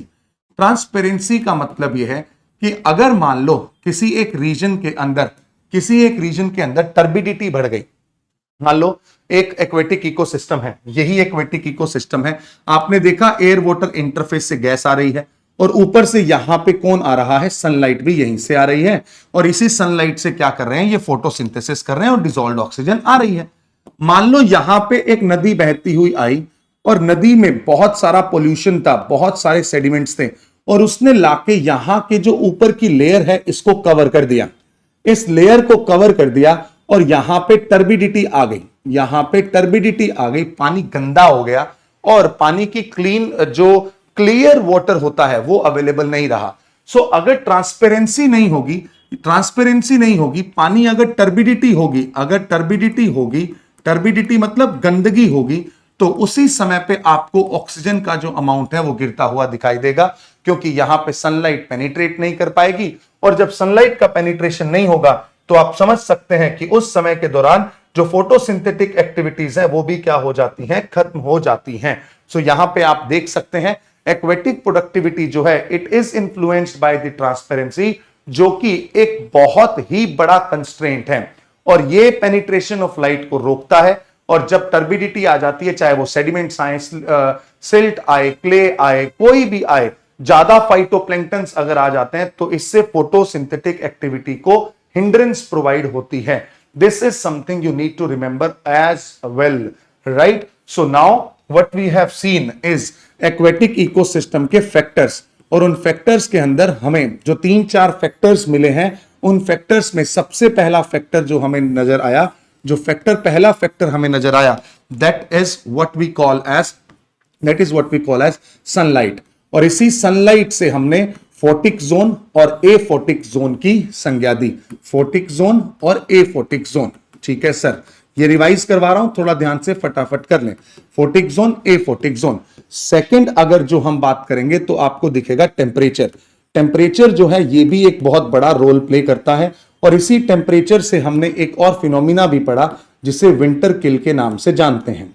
ठीक है सर, विंटर किल के नाम से जानते हैं। थर्ड जो फैक्टर है दैट इज डिसॉल्व्ड ऑक्सीजन, और जब डिसॉल्व्ड ऑक्सीजन होगी तो आप समझ सकते हैं इस ऑक्सीजन की सहायता से ही ये सारे प्राणी जिंदा हैं। एंड फोर्थ फैक्टर अगर मुझसे कोई पूछे तो वो होगा ट्रांसपेरेंसी, वो होगा ट्रांसपेरेंसी। और इसी ट्रांसपेरेंसी की वजह से सनलाइट हिंडर नहीं होती। And you can see here the development of, you can see here the presence of multiple organisms in the entire aquatic ecosystem। अब हम जो शुरुआत करने वाले हैं, इस शुरुआत के अंदर हम सबसे पहले देखेंगे फ्रेश वाटर इकोसिस्टम को, और उस फ्रेश वाटर इकोसिस्टम के बाद हम शुरू करेंगे brackish water and then marine ecosystem, उसके कुछ ऑर्गेनिज्म, और इस फ्रेश वाटर इकोसिस्टम के साथ होने वाली कुछ समस्याओं को जानेंगे। This would be our the course, entire course of the lecture. ठीक है, तो please brace yourself up. Now we are going to start with the fresh water ecosystem. जब भी हम एक्वेटिक इकोसिस्टम की बात करते हैं, जो हमारे लैंड पे ऐसे इकोसिस्टम जिनके अंदर 5 ppm 5 ppt से अगर कम, आपको 5 ppt से कम सैलिनिटी दिखाई देती है, तो उसे हम फ्रेश वाटर इकोसिस्टम कहते हैं। यह बात मैंने आपको पहले ही बता दी है। फ्रेश वाटर इकोसिस्टम उसे कहा जाता है जहां पे 5 ppt 5 पार्ट्स पर 1000 आपको यहां से कम आपको क्या दिखाई देगी, सैलिनिटी दिखाई देगी, उसे हम बोलते हैं फ्रेश वाटर इकोसिस्टम। लार्जली इस फ्रेश वाटर इकोसिस्टम का भाग कौन बनता है? दो भाग मैंने आपको बताए थे। वन वुड बी लॉटिक, यानी कि जो मूव करता हुआ है। सेकंड वुड बी लेंटिक, जो कि खड़ा हुआ पानी है, यानी कि स्टेगनेटेड वाटर है। ये लॉटिक एंड लेंटिक के अंदर डिवाइड किया जाता है। चलिए आगे बढ़ते हैं, और इसमें मैं आपको बता चुका हूं, लेंटिक इकोसिस्टम का मतलब ऐसा इकोसिस्टम जहां पे स्टेगनेटेड वाटर है। स्टेगनेटेड वाटर का मतलब एक ऐसा पानी जहां पे आपको पॉन्ड्स और लेक्स दिखाई देंगे। ठीक है, इस रीजन के अंदर भी आपको बायोडाइवर्सिटी दिखाई देती है, बहुत सारे ऑर्गेनिजम्स आपको यहां पे दिखाई दे सकते हैं। ठीक है, अब यहां पे एक बात समझें। सबसे पहला दिमाग लगा के कोशिश करें सोचने की कि कौन कौन से प्राणियों को आपने एक लेक के अंदर देखा होगा। पहला तो मुझे ऐसा लगता है कि सर कभी कभी मगरमच्छ भी निकल आते हैं, राइट? तो एम्फीबियंस हो गए, है ना, एम्फीबियंस हो गए। उसमें सर मेंढक तो एक सबसे बढ़िया आदमी है, जो कि कभी पानी में और कभी बाहर है ना, तो एम्फीबियंस हो गए। और उसके साथ साथ सर आजकल क्या करते हैं लोग, तालाब बना के उसमें क्रैब्स, श्रिम्प्स, इन सबको भी ग्रो करते हैं, जो एक्वाकल्चर का भाग बनेंगे। फिशेस भी ग्रो करते हैं, तो वो भी यहां पे आपको दिखाई देंगे। यानी कि स्टिल वाटर इकोसिस्टम के अंदर भी आपको बहुत छोटे छोटे एनिमल्स का प्रेजेंस दिखाई देता है। This is something you need to remember. और यहां पे बहुत सारी लेक्स इसका पार्ट बनेंगी। जैसे मैं आपको एग्जांपल देता हूं, स्टिल वाटर इकोसिस्टम में आपको एग्जांपल देता हूं, वूलर लेक। वूलर लेक हुई स्टिल वाटर इकोसिस्टम के अंदर, आपको लेक बैकॉल दिखेगी। लेक बैकॉल के साथ साथ आपको Lake Tanganyika, Lake Victoria, Lake Albert, Lake Edward, Lake Malawi, है ना, ये सारी की सारी जो लेक्स हैं, ये सारी लेक्स कौन सा इकोसिस्टम है? वो इकोसिस्टम हम बोलते हैं फ्रेश वाटर स्टैटिक इकोसिस्टम। ठीक है, तो अब यहां पे फ्रेश वाटर इकोसिस्टम के अंदर हमें सबसे पहला जो इकोसिस्टम नजर आया है, मैं इसको यहीं पे स्टार्ट कर देता हूं। यहां से इसके अंदर एक स्लाइड ऐड कर देते हैं, फ्रेश वाटर इकोसिस्टम। और इस फ्रेश वाटर इकोसिस्टम के अंदर हमने पहली बात की है फ्रेश वाटर इकोसिस्टम, हमने पहली बात की है लॉटिक इकोसिस्टम की, नहीं, हमने बात की है लेंटिक इकोसिस्टम की, क्योंकि पानी रुका हुआ है। लेंटिक इकोसिस्टम के अंदर मैंने बोला diverse range of flora and fauna मिलेगा आपको। डाइवर्स रेंज, या इसको आप ऐसे लिख दें कि यहां पे अगर बायोडाइवर्सिटी की बात करेंगे तो अच्छी खासी बायोडाइवर्सिटी आपको यहां पे दिखाई देती है। बायोडाइवर्सिटी के साथ साथ इनकी जो लेक्स हैं, इन लेक्स की जो रेंज है वो भी क्या है, बहुत ही डाइवर्स रेंज है। डाइवर्स रेंज का मतलब कुछ लेक्स ऐसी हैं जो कि बहुत डीपेस्ट लेक्स हैं, कुछ लेक्स ऐसी हैं जो रिफ्ट वैली में बनी हैं, कुछ लेक्स ऐसी हैं जो कि कुछ क्रेटर के टकराने के कारण बनी। तो मल्टीपल लेक्स हैं। और इन बायोडाइवर्सिटी के अंदर मैंने आपको बताया, यहां पे आपको श्रिम्प दिखाई देंगे, यहां पे आपको क्रैब्स दिखाई दे सकते हैं। उसके साथ साथ यहां पे आपको एम्फीबियंस में आपको मैं स्पेसिफिकली बता दूं तो फ्रॉग्स वगैरह भी आपको इन लेक्स के अंदर दिखाई देंगे। लेक्स में आप डाइवर्स रेंज की बात करते हैं, तो मैं आपको कुछ रिफ्ट वैली लेक्स की बात बताता हूं। रिफ्ट वैली लेक्स यानी कि ऐसी लेक्स जो कि डीप लेक्स होती हैं, जो कि जिनकी डेप्थ बहुत ज्यादा होती है, क्योंकि इन लेक्स का फॉर्मेशन फोल्टिंग बाउंड्री यानी कि प्लेट टेक्टोनिक थ्योरी में आपने पढ़ा होगा कि डाइवर्जेंट प्लेट बाउंड्री के दौरान कुछ बीच का हिस्सा प्लेट का टूट के नीचे की ओर गिर जाता है और वहां पे लेक्स बनती हैं। इन रिफ्ट वैली लेक्स के अंदर सबसे पहली और सबसे इंपॉर्टेंट लेक आपको जो याद रखनी है that is Lake Baikal. Lake Baikal जो आपको साइबेरिया में दिखाई देगी। Then you have Lake Balkhash. Lake Balkhash के साथ साथ लेक तंगैनिका। ये ऐसी लेक्स हैं, लेक तंगैनिका, ये ऐसी लेक्स हैं जो कि डीप वाटर लेक्स हैं, मतलब जहां पे वॉल्यूम पानी का बहुत ज्यादा है, डेप्थ बहुत ज्यादा है। और ऐसे ही कुछ और लेक्स भी आपको दिखाई देंगी फ्रेश वाटर के अंदर। फ्रेश वाटर के अंदर अगर आप लेक्स को और देखना चाहते हैं तो आपको यहां पे डल लेक्स भी दिखाई देंगी, यहां पे आपको वूलर लेक्स भी दिखाई देंगी। बट एक बात और ये भी है कि इनके अंदर आप ये भी जान सकते हैं कि ये लेक्स आर्टिफिशियल भी हो सकती हैं और नेचुरल भी हो सकती हैं, है ना। आर्टिफिशियल लेक के अंदर अगर मैं आपको एग्जांपल दूं, बहुत ही खूबसूरत शहर राजस्थान का उदयपुर, वहां पे बहुत सारी लेक्स हैं, जैसे कि पिछोला झील, पिछोला लेक है, वहां पे फतेह सागर लेक है, जैसमंद लेक है। राजस्थान के अंदर इन लेक्स का जो प्रेजेंस है, जो कि फ्रेश वाटर की लेक्स हैं, ये मैन मेड लेक्स हैं। राजाओं ने अपने समय पे इन लेक्स का निर्माण करवाया। ठीक है, तो चले ये भी हो गया। उसके बाद आते हैं अब हम लॉटिक इकोसिस्टम पे, जहां पे आपको दिखाई देगा प्राइमरीली बहुत तेज बहती हुई नदियां, और नदियां जब मूव करती हैं तो अपने साथ साथ बहुत अच्छी बायोडाइवर्सिटी लेके चलती हैं। चाहे वो अपने साथ साथ कुछ फिशेज लेके चलें, जैसे कि आपको अगर आप देखना चाहते हो कि ईल जो होता है ना, ट्राउट जो होता है, मेजर जो डिफरेंट टाइप्स ऑफ फिशेज हैं that you can find here in this ecosystem.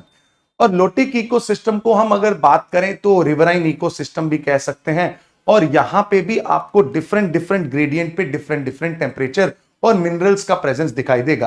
क्यों ऐसा है? क्योंकि आप जानते हैं एक चीज तो कि सनलाइट के ऊपर ये सारा डिपेंड कर रहा है, और उसके साथ साथ यहां पे जो दो मेन जोन है, एक को बोला जाता है रैपिड और एक को बोला जाता है पूल, रैपिड्स और पूल्स। ठीक है, चलो ये भी समझ में आ गया।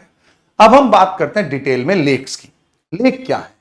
लेक एक ऐसी वाटर बॉडी है जो कि अगर रामसर कन्वेंशन की बात करें, रामसर कन्वेंशन की बात करें, ये वो लेक्स होंगी जिनको वेटलैंड भी बोला जाएगा। मैं आपको लेटर ऑन स्टेजेस में जब वेटलैंड्स पढ़ाऊंगा तब आपको ये बात बताऊंगा कि लेक और वेटलैंड में भी डिफरेंस होता है, लेक और वेटलैंड में भी डिफरेंस होता है। बट फिर भी for our convenience we have considered some of the lakes are termed as the wetlands, और उनको हम जानेंगे वेटलैंड के अंदर।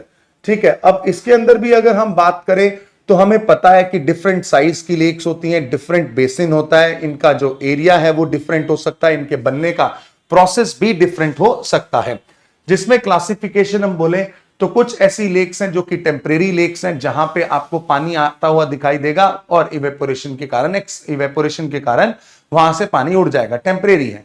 कुछ परमानेंट लेक्स हैं जैसे कि वूलर लेक है, जैसे कि चिलिका लेक है। कुछ फ्रेश वाटर लेक्स हैं, जैसे कि मैंने आपको बताया फ्रेश वाटर लेक्स के अंदर डल लेक जम्मू एंड कश्मीर की। एक और लेक का नाम बताता हूं जो आप याद करेंगे, that is Kolleru lake. Kolleru lake जो है ये भी फ्रेश वाटर लेक है ना। फिर आपको यहां पे कुछ ब्रैकिश वाटर लेक्स भी दिखाई देंगी। ब्रैकिश वाटर लेक्स के अंदर चिलिका मैंने आपको एग्जांपल दिया। मैंने ब्रैकिश वाटर लेक के अंदर आपको एग्जांपल दिया पुल्लीकट लेक का, लेक वेम्बनाड का। फिर आता है सेलाइन लेक्स, ऐसी लेक्स जो कि आपको दिखाई देंगी भारत के अंदर बहुत ही नॉर्दर्न पार्ट के ऊपर। जैसे मैं यहां पे आपको एक क्लासिफिकेशन लिख के बता ही देता हूं सारा। अगर आप लेक्स देखना चाहते हैं भारत की तो इसके अंदर आप यहां पे ऐसे माने कुछ लेक्स, पहला क्लासिफिकेशन तो ऐसा है कि कुछ लेक्स ऐसी हैं जो कि टेम्परेरी लेक्स हैं, कुछ लेक्स ऐसी हैं जो कि परमानेंट लेक्स हैं, कुछ ऐसी हैं जो कि परमानेंट लेक्स हैं, कुछ लेक्स ऐसी हैं जो कि फ्रेश वाटर हैं, कुछ लेक्स ऐसी हैं जो कि ब्रैकिश वाटर हैं, और कुछ लेक्स ऐसी हैं जो कि सेलाइन वाटर हैं, जिनका पानी क्या है, खारा है, सेलाइन है। ठीक है, और फिर इसके बाद एक और क्लासिफिकेशन आप देख सकते हैं कि कुछ लेक्स ऐसी हैं जो कि नेचुरल हैं और कुछ लेक्स ऐसी हैं जो कि आर्टिफिशियल भी हैं, ठीक है सर, कोई दिक्कत नहीं है। अब मैं आपको इतने नाम याद करवा दूंगा, कभी आप भूलेंगे नहीं, ज्योग्राफी भी कवर हो जाएगी। सबसे पहले जो हम यहां पे बात कर रहे थे, जो कि टेम्परेरी लेक की बात करते हैं। टेम्परेरी लेक्स जो आपको दिखाई देती हैं, ये जो टेम्परेरी लेक्स हैं, राजस्थान के अंदर आपको टेम्परेरी लेक्स दिखाई देंगी। राजस्थान के अंदर टेम्परेरी लेक्स स्पेसिफिकली अगर मैं बात करूं तो थार डेजर्ट के अंदर होती हैं। इनको प्लाया लेक भी कहते हैं, प्लाया लेक्स, प्लाया झील भी कहते हैं, खड़ीन भी कहते हैं, कई जगहों पे प्लाया लेक्स के नाम से जाना जाता है। मतलब यह है कि अगर मान लो दो रेत के टीले हैं यानी कि सैंड्यून्स हैं, इन सैंड्यून्स के बीच में कभी कभी आपको क्या दिखाई देगा, पानी की अवेलेबिलिटी दिखाई दे जाएगी, वाटर एक्यूमुलेट हो जाएगा, रेनफॉल हो गई, पानी आ गया, बट कुछ समय बाद ये पानी इवेपोरेट हो जाएगा। क्यों? क्योंकि सनलाइट बहुत ज्यादा है। परमानेंट लेक्स के अंदर मैंने आपको एग्जांपल दिया, चाहे आप डल लेक की बात करें, है ना, चाहे आप वूलर लेक की बात करें, ये परमानेंट लेक्स हैं। वूलर लेक की बात करें, फ्रेश वाटर के अंदर मैं आपको कुछ डिफरेंट एग्जांपल दे रहा हूं। Kolleru lake fresh water lake है, डल लेक फ्रेश वाटर लेक है, Wular lake fresh water lake है ना। और यहां पे हम ब्रैकिश वाटर लेक की बात करें, चिलिका जो है वो एक ब्रैकिश वाटर लेक है। जो आपका लेक वेम्बनाड है, लेक वेम्बनाड, ये एक ब्रैकिश वाटर लेक है। लेक अस्टाईमुडी एक ब्रैकिश वाटर लेक है, अस्टाईमुडी एक ब्रैकिश वाटर लेक है। उसके साथ साथ आप यहां पे देख सकते हैं पुलिकट एक ब्रैकिश वाटर लेक है। देन सेलाइन लेक्स, बहुत सारे नाम आपको ध्यान में आएंगे जैसे कि सांबर एक सेलाइन लेक है। सांबर राजस्थान के अंदर, जयपुर अजमेर के अंदर सांबर लेक। सांबर के बाद आपको दिखाई देगा डीडवाना, डीडवाना और डेगाना, ये दो ऐसी जगहें हैं जो कि राजस्थान के अंदर नागौर डिस्ट्रिक्ट के अंदर आती होती थी पहले, अब डिस्ट्रिक्ट का वेरिएशन हुआ तो ये डिस्ट्रिक्ट भी डीडवाना बन गया है, Didwana, Degana. Then you will see one more lake here, that is Kuchaman, that is Kuchaman. then one more lake here is Pachpadra. ये सारी लेक कहां की हैं? ये सारी लेक राजस्थान की हैं। प्लस इसके साथ साथ कुछ और लेक्स, जैसे कि आपने अगर 3 इडियट मूवी देखी है तो आपको पता होगा पेंगोंग सो लेक, आपने सो मेरीरी, ये भी आपने एक नाम सुना होगा क्योंकि ये वेटलैंड है। एक अभी रिसेंट वेटलैंड बनाया गया सोकर। ये तीनों लेक कहां की हैं? ये लद्दाख की लेक हैं। और इन तीनों के अंदर भी आपको क्या दिखाई देगा? सैलिनिटी दिखाई देगी। देन नेचुरल लेक तो है ही, मैंने आपको बता दिया है। यहां पे नेचुरल लेक के अंदर आपको फ्रेश वाटर में आप लोकटक लेक का नाम ले सकते हैं। मैं ये फ्रेश वाटर लेक है, लोकटक नेचुरल। यहां पे राजस्थान के अंदर एक लेक है, दैट इज नक्की लेक, राइट। इसको भी आप मत लाएं यहां पे, लोनार लेक, ये नेचुरल लेक्स हैं। फिर आर्टिफिशियल लेक्स की बात करें तो राजस्थान के उदयपुर के अंदर अब बात करें तो one is Pichola Lake, then Fateh Sagar Lake, Fateh Sagar Lake, right. Fateh Sagar के बाद आप यहां पे लिख सकते हैं जयसमंद। चलो बहुत है, इतना ज्यादा हो जाएगा फिर आप घबरा जाओगे। तो ये सारी जो हैं ये पूरे भारत की लेक्स हैं जो कि मैंने आपको डिफरेंट कैटेगरी के अंदर बता दी हैं। चलिए, अब लेक्स का क्लासिफिकेशन हो गया है, ये आपको पता लग गया। यहां पे अब एक फिनोमिना आता है, जो ये लेक्स मैंने बताई हैं, चाहे वो सांबर लेक है, चाहे वो वूलर है, चाहे वो डल है। हाँ जी, रेणुका लेक, रेणुका भी एक वेटलैंड है जहां पे बहुत लार्ज स्केल पे आपको फौना दिखाई देगा। हिमाचल प्रदेश के अंदर ये लेक है। ऐसा माना जाता है कि ये जो रेणुका लेक है, हिमाचल प्रदेश के अंदर जो भगवान परशुराम है, भगवान परशुराम की जो मदर थी रेणुका, उन्हीं के नाम पे ये लेक का नाम रखा गया है। और इसकी जो शेप है वो ऐसी शेप है कि ऐसा लगता है कि एक विमेन सो रही है वहां पे। That is what the shape of this lake, Renuka lake. फिर लोकटक लेक आप जानते होंगे मणिपुर के अंदर है, जो कि फुमड़ीज के लिए बहुत ही फुमड़ीज के अंदर फुमड़ीज को लेकर प्रसिद्ध है। डेड जो वेजिटेशन है वो यहाँ पे फ्लोट करती है। Then you have Nagarjuna Sagar lake, ये भी एक फ्रेश वाटर लेक है। और ये नागार्जुना सागर जो रिजर्वॉयर है उसके अंदर जो डैम है नागार्जुना सागर, उसके ऊपर कंस्ट्रक्टेड है। नागार्जुना सागर जो डैम आंध्र प्रदेश और तेलंगाना के अंदर है, वहीं पे आपको नागार्जुना सागर लेक भी दिखाई दे जाएगी। This is it. Then let's come to the one important aspect here, we call it as eutrophication. Eutrophication क्या होता है? ये एक ऐसा प्रोसेस है जहां पे आपको थोड़ी सी कहानी समझनी है, उसके बाद आप अपने आप हर चीज को समझ पाएंगे। मैं आपको स्टेप बाय स्टेप मैनर में बताता हूं यूट्रोफिकेशन क्या होता है। यूट्रोफिकेशन, देखिए, जब भी हम बात करते हैं प्रोकैरियोट्स, यूकैरियोट्स, प्रोकैरियोट्स और यूकैरियोट्स का मतलब क्या है? प्रोकैरियोट का मतलब होता है, प्रोकैरियोट का मतलब यह है कि आप ऐसे प्राणी हैं जहां पे प्रो का मतलब है प्रिमिटिव, प्रो मींस प्रिमिटिव। फिर हम बोलते हैं यूकैरियोट, जैसे कि यूकैरियोट लिखते हैं, यहां पे यू का मतलब है डेवलप्ड और कैरियोट का मतलब है न्यूक्लियस, कैरियोट का मतलब है न्यूक्लियस। तो ये डेवलप्ड न्यूक्लियस जिनमें होता है उनको हम यूकैरियोट्स कहते हैं। ऐसे ही बहुत वेल डेवलप्ड, बहुत ही वेल डेवलप्ड, यहां पे यू का मतलब तो आपने बोल दिया वेल डेवलप्ड। ट्रॉफ का मतलब क्या है? ट्रॉफ का मतलब है न्यूट्रिशन, ट्रॉफ का मतलब होता है न्यूट्रिशन। और अगर मान लो किसी एक जगह पे न्यूट्रिशन वेल डेवलप्ड हो गया तो उसे हम यूट्रोफिकेशन की संज्ञा देंगे। थोड़ा ध्यान से समझने की कोशिश करते हैं। अभी तो हमने जो वर्ड है उसका ब्रेकडाउन कर लिया है, वर्ड का ब्रेकडाउन हमने कर लिया। मान लो ये कोई एक इकोसिस्टम है, इस इकोसिस्टम के अंदर, इस इकोसिस्टम के अंदर एक्वेटिक इकोसिस्टम है। एक्वेटिक इकोसिस्टम के अंदर यहां पे आपको ये है वाटर लेवल, और इस वाटर लेवल के अंदर आपको बहुत सारे छोटे छोटे प्लांट्स, फाइटोप्लैंक्टन्स और ये सब दिखाई देते हैं। ये छोटे छोटे प्लांट्स और फाइटोप्लैंक्टन्स यहां पे हैं। ठीक है सर, कोई इशू नहीं है। ये जो छोटे प्लांट्स और फाइटोप्लैंक्टन्स हैं ये काम करते हैं फोटोसिंथेसिस का, और इनके फोटोसिंथेसिस से और ऊपर से ये जो इंटरफेस है यहां से क्या आता है, इस ऑक्सीजन, इस एक्वेटिक इकोसिस्टम के अंदर ऑक्सीजन की अवेलेबिलिटी होती है। तो यहां पे आपको प्रेजेंस दिखाई दे जाएगा डिसॉल्व्ड ऑक्सीजन का। किसका प्रेजेंस दिखाई दे गया? डिसॉल्व्ड ऑक्सीजन का प्रेजेंस आपको दिखाई दे गया। कोई दिक्कत नहीं है सर, कोई फाइट ही नहीं है, मजादार है। बट अब प्रॉब्लम क्या आई कि यहां पे किसी एक व्यक्ति ने बहुत सारा, जो एक रीजन था एग्रीकल्चर का, उस एग्रीकल्चर के रीजन पे उसने फर्टिलाइजर यूज किया था। उसने क्या यूज किया था? अपने खेत के अंदर फर्टिलाइजर यूज किया। फर्टिलाइजर को यूज करते करते फिर उसके यहां से जब पानी बहा, जब उसने रन ऑफ हुआ, एग्रीकल्चरल रन ऑफ हुआ, फर्टिलाइजर कहां पे गया? एग्रीकल्चर रन ऑफ के अंदर। Agricultural run of, run of मतलब पानी के साथ बह गया। मान लो यहां पे बारिश हो गई, बारिश के कारण जो फर्टिलाइजर हमने इस पूरे के पूरे खेत को दिया था वो आगे बह गया। वो बहते बहते किसके साथ चला गया? ये बहते बहते आ गया इस नदी के साथ। नदी के साथ आते ही ये फर्टिलाइजर, पूरा का पूरा जो फर्टिलाइजर है, this fertilizer has entered to this entire ecosystem. अब हुआ ये है, यहां पे कौन एंटर कर रहा है? सर, फर्टिलाइजर एंटर कर रहा है। और फर्टिलाइजर का मतलब क्या है? ये क्या प्रोवाइड करेगा? सर, ये न्यूट्रिएंट प्रोवाइड करेगा। और जब न्यूट्रिएंट्स मिलते हैं किसी भी एक्वेटिक इकोसिस्टम को, तब उस इकोसिस्टम के अंदर, देखो यार, अगर कोई भी प्लांट को ग्रो करना है, किसी भी फोटोट्रॉफ को ग्रो करना है या ऑटोट्रॉफ को ग्रो करना है, तो उसके लिए उसको न्यूट्रिशन की आवश्यकता तो होती ही है। उसने क्या किया? न्यूट्रिशन लिया।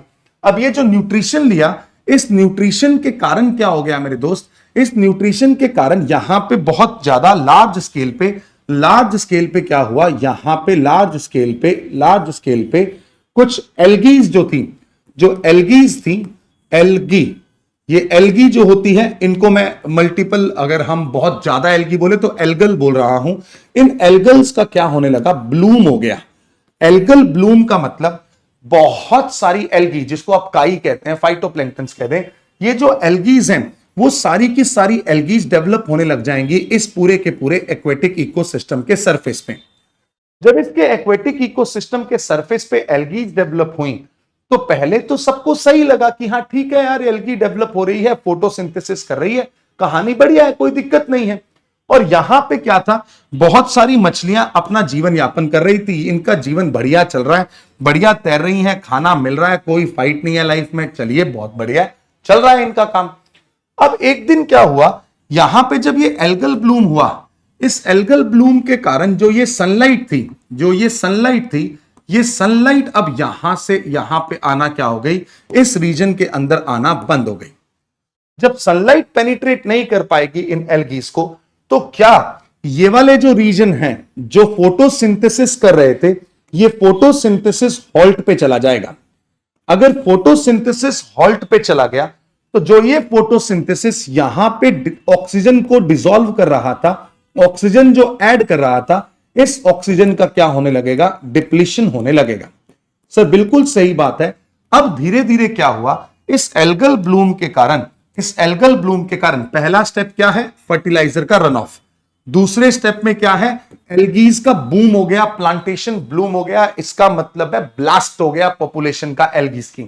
तीसरे स्टेप के अंदर जो ये सनलाइट है, ये सनलाइट यहां पे आके हिंडर होने लगी, कहानी इसकी खत्म होने लगी। फोर्थ स्टेप के अंदर आपको जो फोटोसिंथेसिस था उसका प्रोसेस होल्ट हो गया। जब इसका प्रोसेस होल्ट हुआ तो फिफ्थ प्रोसेस के अंदर ऑक्सीजन जो है वो इस डिसॉल्व्ड ऑक्सीजन जो है वो डिप्लीट होने लगी। यहां पे जो डिसॉल्व्ड ऑक्सीजन है इसकी अमाउंट क्या होने लगी, कम होने लगी। जब डिसॉल्व्ड ऑक्सीजन कम होने लगी तो ये एक ऐसे लेवल पे पहुंच जाएगी जहां पे जो ये फिशेज हैं, ये सिक्स्थ नंबर स्टेप अगर आप देखें तो जो ये फिशेज हैं, इन फिशेज की क्या होने लगेगी, डेथ होने लगेगी। क्योंकि अब जब डिसॉल्व्ड ऑक्सीजन कम हो गई, चाहिए था 10 ppm बट अब 10 ppm से बहुत कम होने लगा, तो इन फिशेज की डेथ होने लगी। जब ये फिशेज की डेथ होने लगी तो क्या होगा, जब इनकी डेथ हुई सबसे पहली बात तो यहां पे 7th नंबर स्टेप पे अब इनको डीकंपोज करने के लिए कौन आए, बैक्टीरिया आए। डीकंपोज करने के लिए कौन आएंगे, बैक्टीरियाज आएंगे। जब डीकंपोज करने के लिए बैक्टीरियाज आए तब आपको पता लगा कि ये बैक्टीरियाज भी किसका यूटिलाइजेशन करेंगे, ये बैक्टीरिया भी यूटिलाइज करेंगे डिसॉल्व्ड ऑक्सीजन का, ये भी यूटिलाइजेशन करेंगे किसका, डिसॉल्व्ड ऑक्सीजन का। तो यहां पे जो डिसॉल्व्ड ऑक्सीजन है, 8 नंबर पॉइंट पे लिख रहा हूं, जो डिसॉल्व्ड ऑक्सीजन है ये और ज्यादा क्या हो जाएगी, डिप्लीशन हो जाएगा, और ज्यादा डिप्लीट हो गई। तो धीरे धीरे करते करते यहां पे इस पूरे इकोसिस्टम के अंदर ऑक्सीजन जो है वो क्या हो गया, खत्म होने लगा। जब ऑक्सीजन यहां पे खत्म होगा तो इसके बाद अभी भी ये प्रोसेस नहीं रुकेगा, यहां पे कुछ अगले स्टेप में कौन आ जाएगा, एनएरोबिक बैक्टीरियाज भी थ्राइव करने लगेंगे। अब कौन आ गए, एनारोबिक बैक्टीरिया, मतलब जिनको ऑक्सीजन की जरूरत ही नहीं है, and they are very harmful. तो धीरे धीरे करते करते ये जो इकोसिस्टम, इतना हंसता खेलता इकोसिस्टम था, ये हंसता खेलता इकोसिस्टम एक बायोलॉजिकल डेजर्ट में कन्वर्ट हो जाएगा। सो यूट्रोफिकेशन के अंदर ये संभावना है, ये पोटेंशियल है कि ये इस पूरे के पूरे रीजन को बायोलॉजिकल डेजर्ट के रूप में कन्वर्ट कर सकती है। बायोलॉजिकल डेजर्ट का मतलब है ऐसा रीजन जहां पे किसी भी तरीके की लाइफ का प्रेजेंस आपको दिखाई नहीं देगा। ये जो चीज है इसे हमें समझना है। अब एक बात बता देता हूं कि ये जो एल्गल ब्लूम हुआ है, जनरली हम इस एल्गल ब्लूम को हार्मफुल एल्गल ब्लूम से थोड़ा सा कंफ्यूज कर जाते हैं, उसके बारे में 5 मिनट के बाद बताऊंगा। पहले ये प्रोसेस पूरा देख ले। यहां पे देखें, यूट्रोफिकेशन, जैसे जैसे न्यूट्रिएंट आए, एल्गल ब्लूम हुआ, ऑक्सीजन डिप्लीट हुई, मिनरल्स नीचे डिपॉजिट हुए, पूरे के पूरे इकोसिस्टम की क्या हो गई, डेथ हो गई। इसी को हम क्या बोलते हैं, यूट्रोफिकेशन कहते हैं। अब जब यहां पे आप देख सकते हैं, जब भी एक जो रैपिड ग्रोथ है ये अनसस्टेनेबल है, सरफेस लेयर को डेंसली ये क्या कर देगी, कवर कर देगी, और फिर एल्गल ब्लूम सनलाइट को ब्लॉक करेगा, पॉपुलेशन एक्सप्लोजन होगा, ऑक्सीजन का डिप्लेशन होगा, और फिर माइक्रो ऑर्गेनिजम्स जो कंज्यूम करते हैं ऑक्सीजन को, उनको अब डिकम्पोज करने के लिए और ऑक्सीजन लगेगी, डेथ हो जाएंगी फिशेस की, और डिकम्पोजिशन होगा, और डिसॉल्व जो कंडीशन है वो डेवलप होंगी, ऑक्सीजन की कंडीशन और डिप्लीट होती जाएंगी, एनारोबिक कंडीशन आएंगी। ऐसे बैक्टीरियाज आने लगेंगे जो कि एनारोबिक बैक्टीरियाज हैं, जो कि टॉक्सिन प्रोड्यूस करेंगे, जो कि क्या प्रोड्यूस करेंगे, टॉक्सिन प्रोड्यूस करेंगे, और पूरी की पूरी एक्वेटिक लाइफ को खत्म कर देंगे। अल्टीमेटली यूट्रोफिकेशन इस पूरे एक्वेटिक इकोसिस्टम का विनाश कर देगा, और यहां की जो बायोडायवर्सिटी है वो बिल्कुल खत्म हो जाएगी। और इसकी जो मेजर रीजन थी वो क्या थी, इस एक्वेटिक इकोसिस्टम के अंदर हमने एक्सेस ऑफ न्यूट्रिएंट्स डेवलप कर दिए, और जब एक्सेस ऑफ न्यूट्रिएंट आ जाते हैं तो उसकी वजह से ये पूरी की पूरी कहानी स्टार्ट होती है। ये मैनमेड रीजंस के कारण भी होता है, और ये नेचुरल कारणों से भी हो सकता है। सबसे पहले जो मैनमेड रीजंस हैं उनके कारण अगर आप देखें तो ओवर पॉपुलेशन, इंडस्ट्रीज का एक्सपेंशन जब हुआ तो इंडस्ट्री के अंदर से कुछ फर्टिलाइजर्स वहां से निकले, सोइल का इरोजन हो गया, तो यहाँ पे जो डिपोजिशन हुआ, उनके कारण भी ये बहुत सारे फैक्टर्स हैं जो कि इस पूरे के पूरे एरिया को, इस पूरे के पूरे लेक को प्रभावित करते हैं।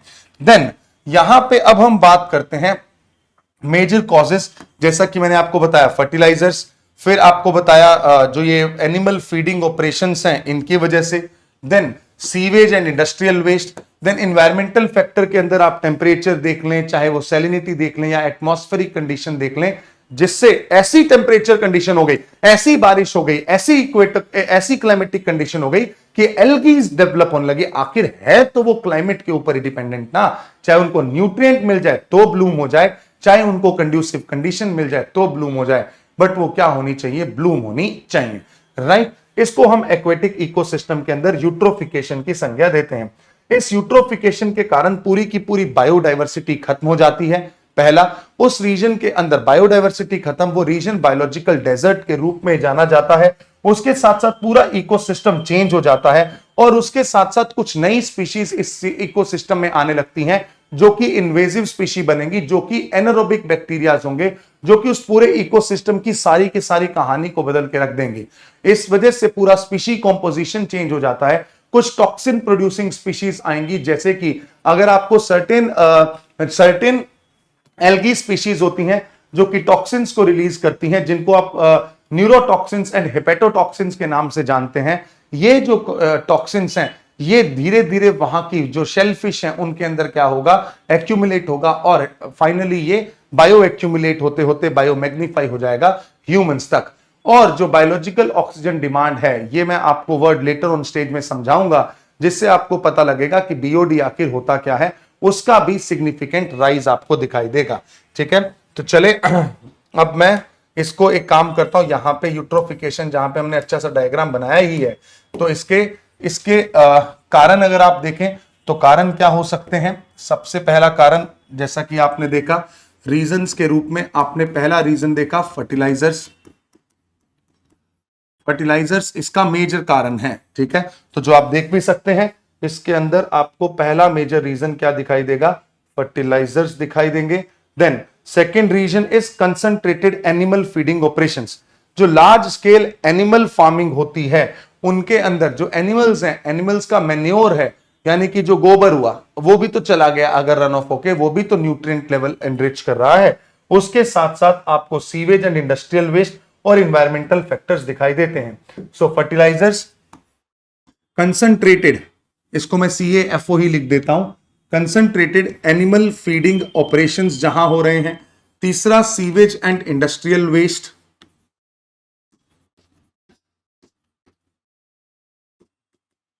Sewage and industrial waste. Fourth, आप यहां पे सीवेज एंड इंडस्ट्रियल वेस्ट के साथ साथ एनवायरमेंटल कंडीशन को भी रख सकते हैं। ठीक है, ये हो गया। फिर इस यूट्रोफिकेशन के इंपैक्ट क्या है, सिग्निफिकेंट इंपैक्ट्स। सबसे पहला इंपैक्ट तो है, सबसे पहला इंपैक्ट है loss of aquatic ecosystem, loss of biodiversity, loss of biodiversity. ठीक है, second, destruction of aquatic ecosystem,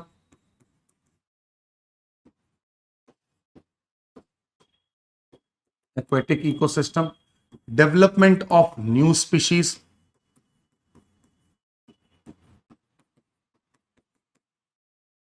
ठीक है, और देन फोर्थ, टॉक्सिन जो रिलीज करती हैं, रिलीजिंग स्पीशीज, जिसमें आप देखेंगे हिपेटोटॉक्सिन और न्यूरोटॉक्सिन। ठीक है, ये एनारोबिक कंडीशंस डेवलप हो जाती हैं, ये भी आपने यहां पे देख लिया है। उसके साथ साथ बायोडाइवर्सिटी डिक्रीज हो गई है, और यहां पे लास्ट अगर आप देखते हैं तो आपको पता लगेगा जो बायोलॉजिकल ऑक्सीजन डिमांड है वो भी क्या हो गई है, इंक्रीज हो गई है। बायोलॉजिकल ऑक्सीजन डिमांड का मतलब, जब भी हम किसी भी एक इकोसिस्टम के अंदर, किसी भी हम इस एक्वेटिक इकोसिस्टम को देखते हैं, तो यहां पे जो भी बैक्टीरियाज होते हैं ना, वो डिकम्पोजिशन करने के लिए ऑक्सीजन की डिमांड रखते हैं। अगर कोई ऑर्गेनिक मैटर किसी एक्वेटिक इकोसिस्टम के अंदर प्रेजेंट है, कोई ऑर्गेनिक मैटर अगर किसी एक्वेटिक इकोसिस्टम के अंदर प्रेजेंट है, तो उस एक्वेटिक इकोसिस्टम में उस ऑर्गेनिक मैटर को डिकम्पोज करने के लिए ऑक्सीजन की डिमांड होती है। उसी को बायोलॉजिकल ऑक्सीजन डिमांड कहते हैं। बीओडी मतलब दी बायोलॉजिकल ऑक्सीजन डिमांड, यानी कि ऑर्गेनिक मैटर को डिकम्पोज करने के लिए, ऑर्गेनिक मैटर को डिकम्पोज करने के लिए जितनी ऑक्सीजन की डिमांड होगी उसे हम बीओडी कहेंगे।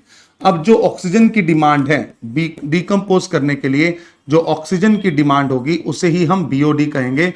और एक बात बता देता हूं मेरे दोस्तों, ऑक्सीजन की जो डिमांड है उसे ही बीओडी कहेंगे। अगर मान लो बीओडी कहीं ज्यादा है, इसका मतलब है कि ऑक्सीजन की जो डिमांड है वो भी ज्यादा है। ऑक्सीजन की डिमांड ज्यादा है मतलब डिकम्पोजिशन क्या हो रहा है, ज्यादा हो रहा है। इसका मतलब वहां पे ऑर्गेनिक मैटर भी क्या है, ज्यादा है। तो ऑर्गेनिक मैटर यहां पे ज्यादा होगा क्योंकि जितना भी ये डेड ऑर्गेनिक मैटर है इसको डिकम्पोज करना पड़ेगा। डिकम्पोज करने के लिए किसकी जरूरत पड़ेगी भाई साहब, ऑक्सीजन की जरूरत पड़ेगी। ऑक्सीजन कहां से आएगा सर, पानी से आएगा। तो पानी के अंदर जो बायोलॉजिकल, पानी के अंदर जो ऑर्गेनिजम्स हैं, जो बैक्टीरियाज हैं, इनकी डिमांड क्या हो जाएगी भाई साहब, बढ़ जाएगी। तो इसको बीओडी के नाम से जाना जाता है। So we are done with the eutrophication. Now let's come back now to the other aspect, उसको हम बोलते हैं अब हार्मफुल एल्गल ब्लूम्स। ये ऐसी कॉलोनीज हैं जो कि देखो, हर बार एल्गल ब्लूम जब होता है वो हार्मफुल हो ऐसा नहीं है, बट समटाइम्स व्हाट हैपेंस, ये जो एल्गल ब्लूम्स होते हैं वो हार्मफुल हो जाते हैं क्योंकि इनका एडवर्स इफेक्ट दिखाई देने लगता है वहां के ऑर्गेनिजम्स के ऊपर, ह्यूमन की लाइफ के ऊपर और फिशेस के ऊपर। इसे जनरली जब आप देखते हैं तो इसका कलर आपको रेड दिखाई देता है, इसीलिए इसको रेड टाइड के नाम से जाना जाता है। So harmful algal blooms are instances where algae colonies experience rapid uncontrolled growth leading to adverse effect on various organisms. But every single time this algal bloom is going to give you the adverse effect either on the fishes or shellfish or marine ecosystem or the birds or the humans, ऐसा जरूरी नहीं है। ठीक है, तो ये याद रखना, every algal bloom is not harmful, but when it's harmful then it will be termed as HAB, और इसको रेड टाइड के नाम से भी जाना जाता है। ये आपको पता लग जाएगा कि फ्रेश वाटर इकोसिस्टम और एल्गीज जब हैं तो यहां पे आप जब ये बहुत ज्यादा ग्रो करेंगे तब आपको समझ में आ जाएगा कि ओके, द आइडिया इज इनके ग्रो करने से जो ओवरऑल इकोसिस्टम है उसकी हेल्थ खराब हो जाती है। चलिए, अब हमने फ्रेश वाटर इकोसिस्टम को कंप्लीटली समझ लिया। जो बहने वाला इकोसिस्टम था जो कि रिवर्स है, रुकने वाला इकोसिस्टम लेक्स के अंदर एक प्रोसेस होता है यूट्रोफिकेशन, वो जाना। अब आते हैं ब्रैकिश वाटर इकोसिस्टम के ऊपर। जो ब्रैकिश वाटर इकोसिस्टम है इसको हम अगर देखें तो यहां पे आपको सॉल्ट वाटर और जो नदी है उनका संगम दिखाई देगा। ठीक है, मैं आपको एक एग्जांपल देके समझाने की कोशिश करता हूं। जब आप यहां पे भारत के अंदर केरला का मैप बनाएंगे तो केरला के अंदर आपको एक लेक दिखाई देगी and the name of the lake is Vembanad lake. Lake का नाम है वेम्बनाड लेक। अब ये जो वेम्बनाड लेक है ये एक ऐसी लेक है जो कि कोस्टल रीजन के अंदर है, होनी चाहिए थी आइडियली एक सलाइन लेक, बट यहां पे आपको दिखाई देते हैं वेस्टर्न घाट्स, और इन्हीं वेस्टर्न घाट से आपको आती हुई कुछ नदियां, इसके अंदर पेंबा और भरतपुड़ा, पेंबा या भरतपुड़ा कुछ ऐसी नदियां हैं केरला की जो इसके अंदर अपना पानी ड्रेन कर देती हैं, जिसकी वजह से जो वेम्बनाड लेक है उसका ओवरऑल जो सैलिनिटी है वो कम हो जाता है। ऐसे ही अगर आप चिलिका लेक की बात करें तो चिलिका लेक के अंदर भी एक रिवर वो अपना वाटर ड्रेन करती है, वो रिवर है दया रिवर। दया रिवर जो है वो अपना पानी ड्रेन करती है कहां पे, चिलिका लेक में। तो ये कौन सा इकोसिस्टम बन जाता है, ब्रैकिश वाटर इकोसिस्टम बन जाता है। अब इसका सिग्निफिकेंस क्या है, ये कैसे बनती हैं? जनरली जब हम इनकी बात करते हैं तो ये ऐसी लेक्स हैं, जैसे चिलिका की बात मैं कर रहा हूं, जैसे वेम्बनाड की बात मैं कर रहा हूं, ये लगून लेक्स हैं। ये कौन सी लेक्स हैं, लगून लेक्स हैं। ठीक है, और कुछ लेक्स ऐसी होती हैं जिनको आप एस्चुरी लेक्स यानी कि एस्चुराइन इकोसिस्टम के नाम से जानते हैं, जहां पे नदी अपना पानी सीधा मिला देती है समुद्र के साथ, उन्हें हम एस्चुरीन इकोसिस्टम के नाम से जानते हैं। तो ये एक बात आपको समझ में आ गई। अब सिग्निफिकेंस क्या है, सिग्निफिकेंस के रूप में सबसे पहले ब्रैकिश वाटर इकोसिस्टम बहुत ही वैरायटी ऑफ स्पीशीज प्रोवाइड करेगा। जैसे कि चिलिका लेक की अगर बात करते हैं तो एक ऐसा रीजन है जहां पे मल्टीपल बर्ड्स आते हैं, माइग्रेटरी बर्ड्स आते हैं, जिस वजह से यहाँ की जो बायोडाइवर्सिटी है, यहाँ का जो टूरिज्म है वो बहुत इंक्रीज हो जाता है। ये एक ऐसा इकोसिस्टम होता है जहां पे जो हैबिटेट है वो प्रोवाइड किए जाते हैं टू द बर्ड्स, क्योंकि यहां पे आपको सी ग्रासेस दिखेंगी, है ना, कुछ ग्रासेस का प्रेजेंस यहां पे आपको दिखेगा, फीडिंग ग्राउंड्स मिलेंगे, उन फीडिंग ग्राउंड्स के साथ साथ जो सॉल्ट मार्शेस हैं, मैंग्रोव्स का प्रेजेंस है, ये वो इकोसिस्टम है। इसीलिए आप मैंग्रोव जब पढ़ेंगे मेरे साथ तब आप जानेंगे कि वो कितने इंपॉर्टेंट इकोसिस्टम है हमारी इस पूरी धरती के अंदर जो कोस्टल रीजन है उसके सर्वाइवल के लिए, राइट। तो ये हो गया इसका एक सबसे इंपॉर्टेंट सिग्निफिकेंस। देन अगर हम बात करें कि ये जो लेक्स हैं, ये brackish water lake sometimes they act as a natural filter, क्योंकि अगर मान लो पूरा नदी है, नदी अपना पानी जब समुद्र के साथ मिला रही है, नदी अपना पानी जब समुद्र के साथ मिला रही है, यहां पे समुद्र है, उसके बीच में अगर कोई एक लेक आ जाती है तो इसके सारे सेडिमेंट्स कहां सेटल हो जाते हैं, इस लेक के अंदर सेटल हो जाते हैं। तो ये एक न्यूट्रिएंट का काम करती है, ये इस कोस्टल रीजन को प्रोटेक्ट करने का काम करती है, और उसके साथ साथ यहां पे जो फिशरीज जैसी जो बहुत बढ़िया सुविधाएं हैं उनको प्रोवाइड करने का काम भी ब्रैकिश वाटर इकोसिस्टम के द्वारा किया जाता है, right. So this is one idea, one aspect related to the brackish water ecosystem. चलें, बट यहां पे अभी इस समय पे देखें तो टूरिज्म भी तो डेवलप होता ही है, अभी इस समय पे देखें तो बहुत सारे चैलेंज ये फेस कर रहे हैं। उन चैलेंजेस में सबसे पहला चैलेंज है कि जब ब्रैकिश वाटर इकोसिस्टम है, उस इकोसिस्टम को बहुत ही सेंसिटिव इकोसिस्टम हम बोलेंगे, क्योंकि ये ऐसा सिस्टम है जो कि दो बड़े जोन्स के बीच में आ रहा है, और अगर टाइड्स की वजह से, सी लेवल राइज की वजह से सैलिनिटी इनकी इंक्रीज हो जाएगी तो इस पूरे सिस्टम की जो सैंक्टिटी है वो खत्म हो जाती है। अगर बहुत ज्यादा इवेपोरेशन हो गया तो इनकी सैलिनिटी इंक्रीज हो जाएगी, तो ये सलाइन लेक्स बन जाएंगी। पोल्यूशन हो गया, रन ऑफ आया, सीवेज का वेस्ट आया, तो यहां पे यूट्रोफिकेशन जैसी समस्या जनरेट डेवलप होने लगेगी। तो इस वजह से भारत के अंदर ये लेक्स जो हैं, specifically brackish water lakes, they are facing large threat.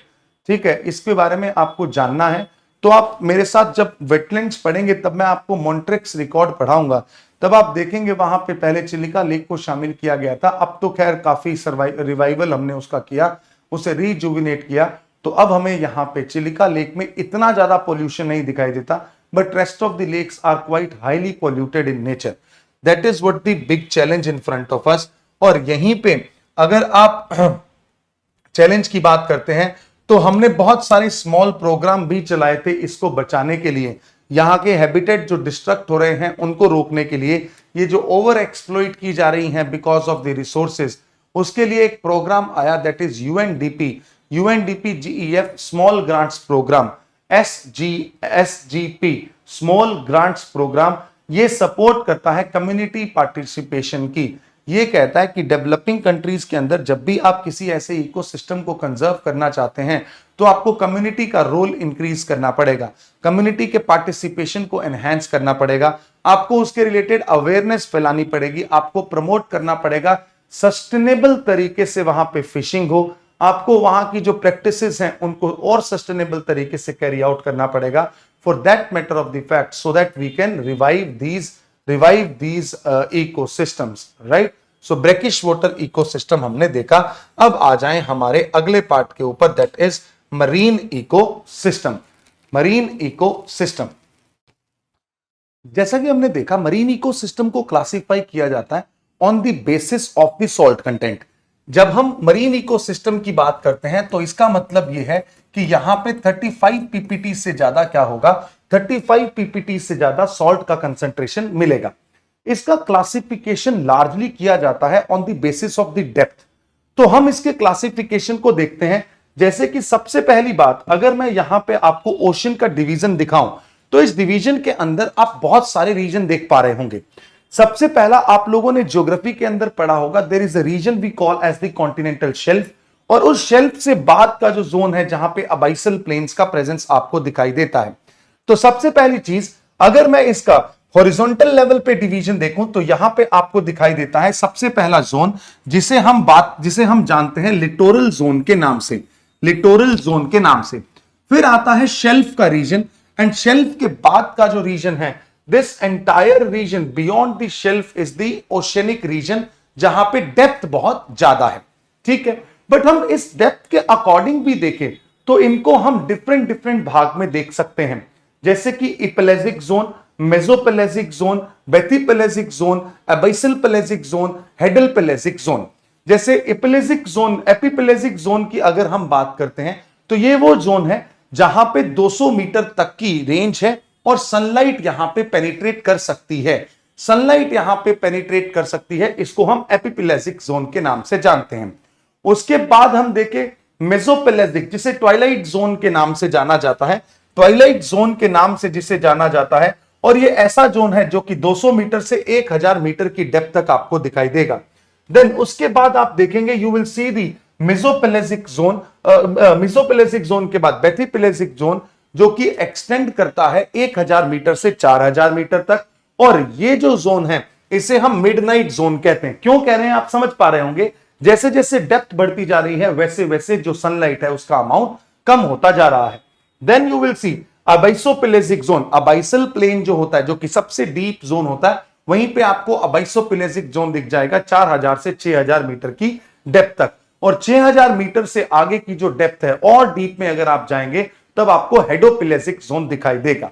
But largely जो कंसंट्रेशन है, जितने भी ये ऑर्गेनिजम्स हैं उनका कंसंट्रेशन लार्जली हमें दिखाई कहां देता है, लार्ज कंसंट्रेशन हमें दिखाई देता है फोटिक जोन के अंदर, क्योंकि वहीं सनलाइट क्या करती है, पेनिट्रेट कर पाती है। तो ये इसका एक क्लासिफिकेशन है जिसके बारे में हमें पता होना चाहिए। देन अगर हम इसको एक और तरीके से देखें, जब हम बात करते हैं इन ओशियंस की, तो इन ओशियंस के अंदर आप देखेंगे बहुत सारे चेंजेस अब आ रहे हैं। वो चेंजेस मरीन इकोसिस्टम क्यों फेस कर रहा है, क्योंकि ओवरफिशिंग हो रही है, ह्यूमन इंड्यूस्ड थ्रेट्स आ रहे हैं, जैसे कि जैसे जैसे आप इन ओशियनिक इकोसिस्टम के अंदर ओवरफिशिंग करेंगे तो हैबिटेट लॉस हो जाएगा।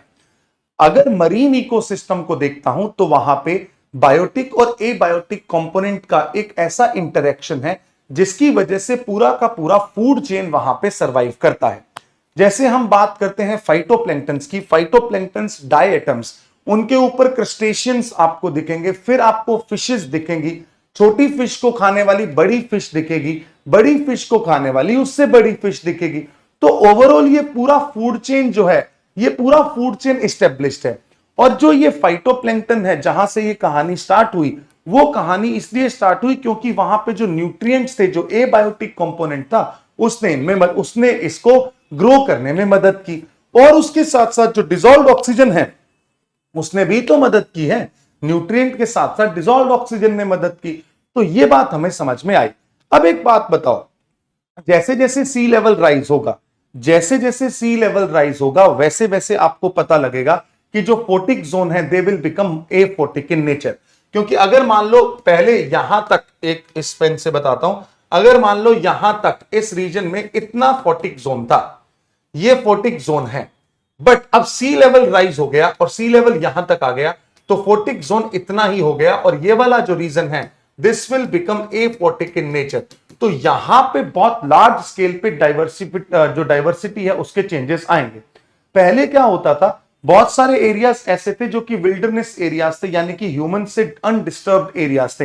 अब वो बहुत कम होते जा रहे हैं क्योंकि हमारा जो रीच है वो बढ़ गया है, क्योंकि हमारी डिमांड बढ़ गई है, हमने रिसोर्सेज को ज्यादा निकालना है, जितने ज्यादा रिसोर्सेज निकालने हैं उतना ज्यादा ये कहानी आपको नजर आएगी।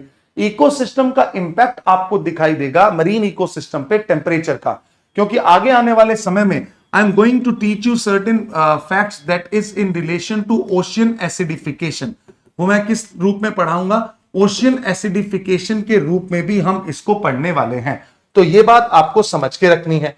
देन अगर हम बात करते हैं यहां पे एक्वेटिक इकोसिस्टम की, तो सी लेवल राइज के कारण ओशियन एसिडिफिकेशन, ओशियंस का टेम्परेचर बढ़ता जा रहा है, टेम्परेचर बढ़ता जा रहा है, तो यहां की जो एक्वेटिक इकोसिस्टम की जितनी भी फिशेज हैं इनकी टॉलरेंस कम है, तो उनके ऊपर प्रभाव आएगा।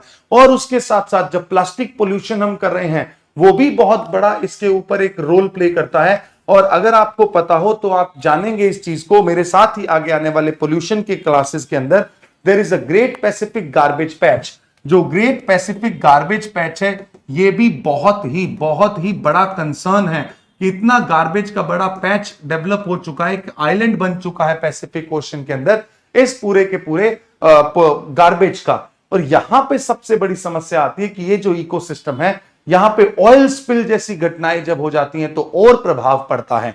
तो marine ecosystem because of the various human और anthropogenic induced activities is comparatively nowadays largely under threat, right. तो इसके बाद ये थ्रेट में तो है।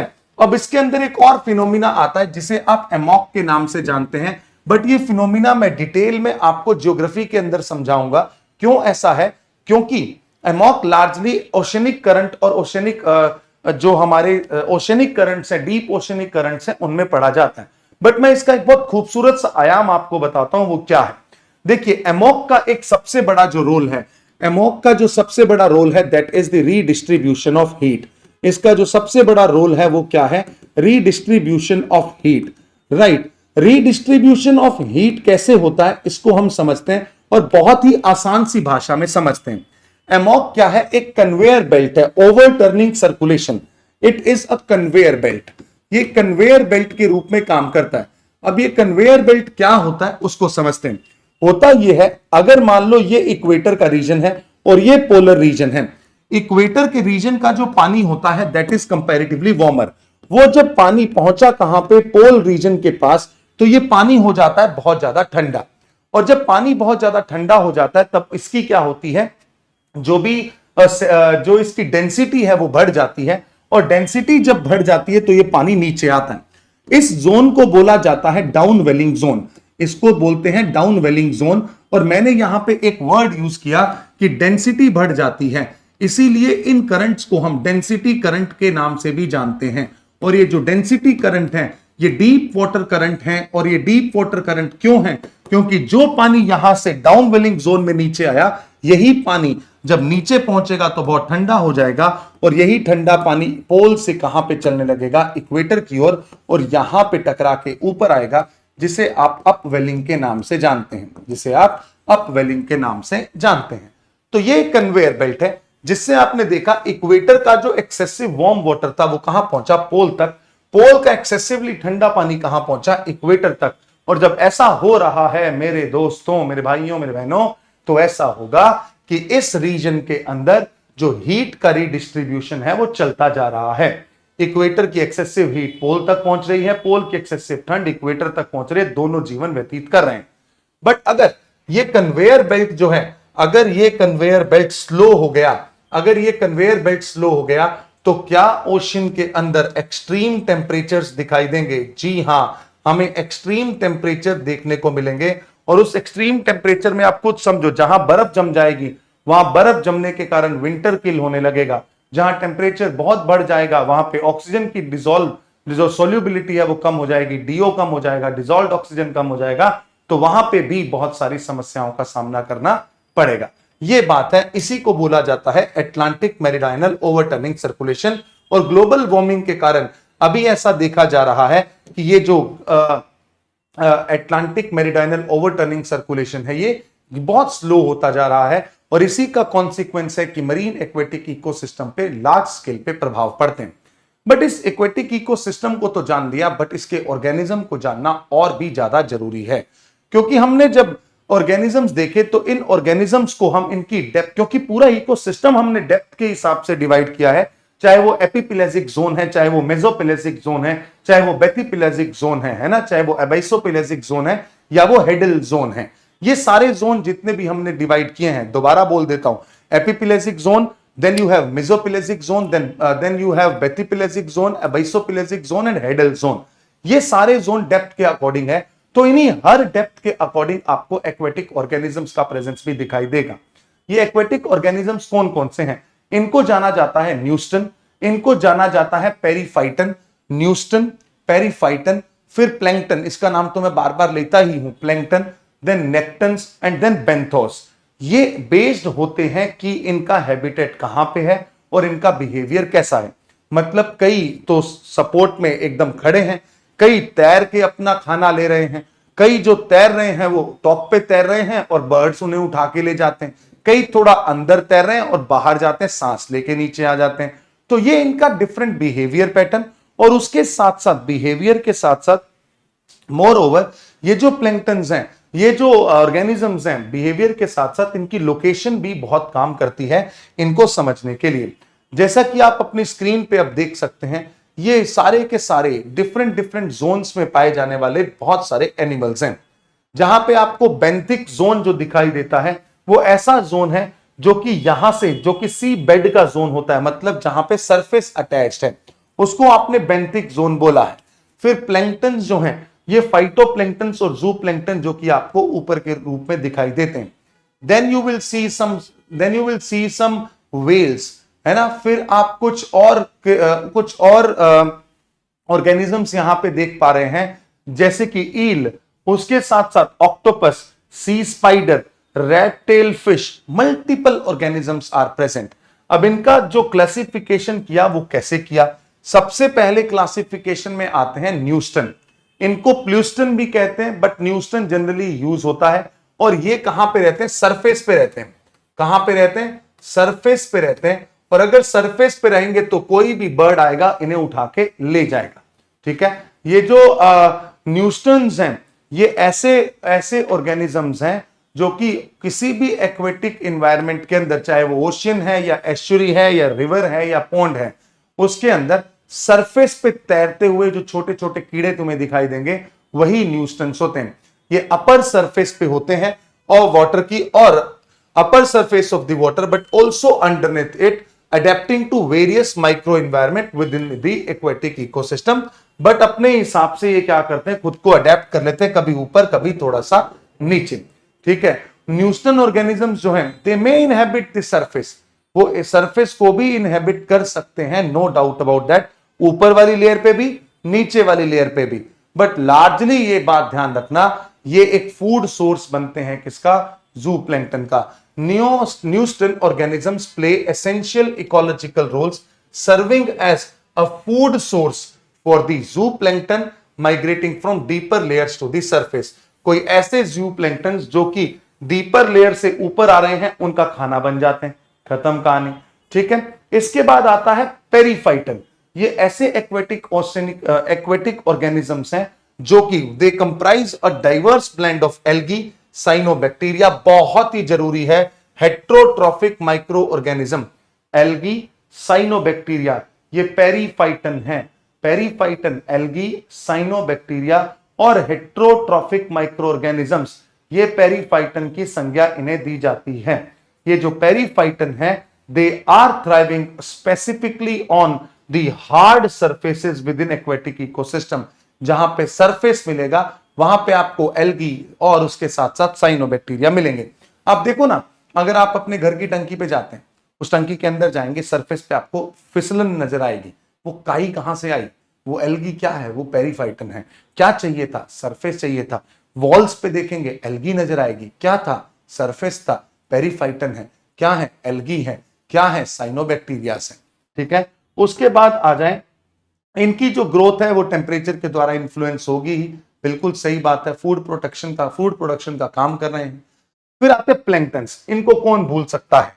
प्लैंक्टन्स जो हैं, फाइटोप्लैंक्टन्स, देख ये बहुत ही डाइवर्स नेचर के होंगे।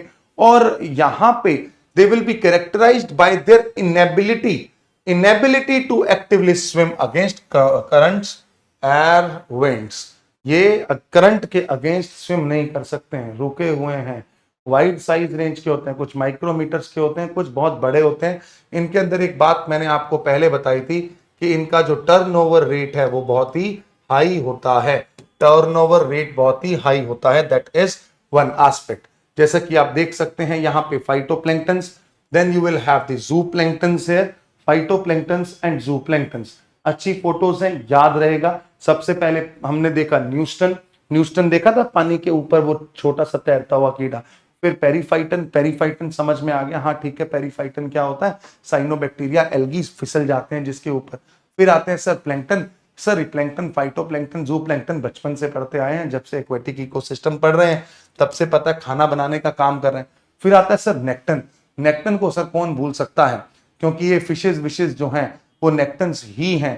These nectans are also known as swimmers, जो स्विम करती हैं, living organisms capable of independent swimming, अपना बढ़िया मूवमेंट कर सकती हैं, एक जगह से दूसरी जगह जाती हैं।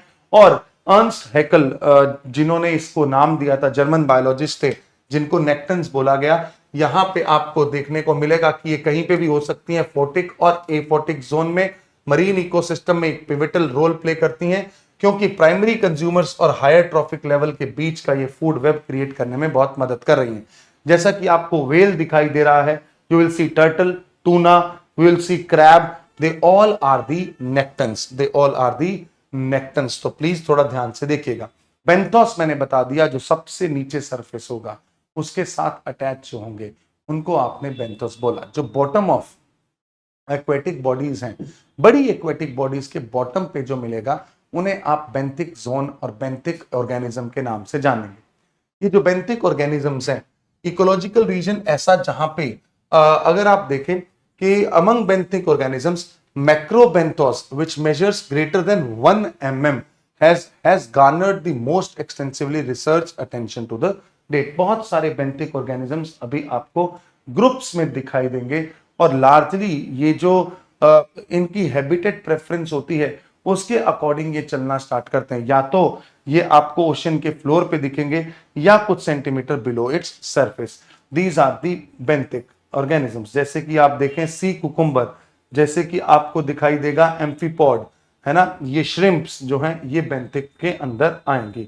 जब यहां पे हम देखते हैं सबसे पहला क्रस्टेशियंस, क्रस्टेशियंस का मतलब क्रैब्स, श्रिम्प, क्रिल, ये क्रस्टेशियंस होते हैं, लॉबस्टर्स। देन सिफेलोपॉड्स, ऑक्टोपस और स्क्विड की जो कैटेगरी है। देन मॉल्यूस्क, मॉल्स्क जो होते हैं वो क्लैम्स और कॉकल्स होते हैं। एक्वेटिक प्लांट्स में आपको बता चुका हूं, algae you know that seaweed होता है। एंड अदर एक्वेटिक एनिमल्स के अंदर आपको मैमल्स, इंसेक्ट्स और सी कुकुम्बर दिखाई देंगे।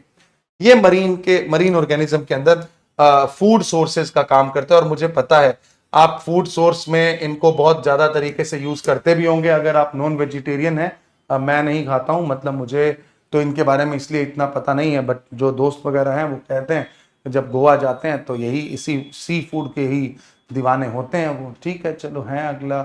अब डाइटरी पैटर्न है, डाइवर्सिटी है और चॉइसेस हैं, फ्रीडम है।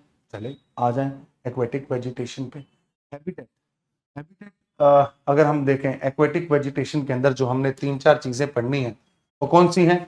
सबसे पहले तो अगर हम बात करें तो यहां पे directly coming to the point, we will see the first of all. सबसे पहले हम देखना चाहते हैं सीवीड, देखना चाह रहे थे जहां तक मुझे याद है। ओके, सबसे पहले हम देखेंगे सीवीड एंड सी ग्रास। ये जो दो चीजें हैं ऑफनली आपको बहुत बड़ा रोल प्ले करते हुए दिखाई देंगी।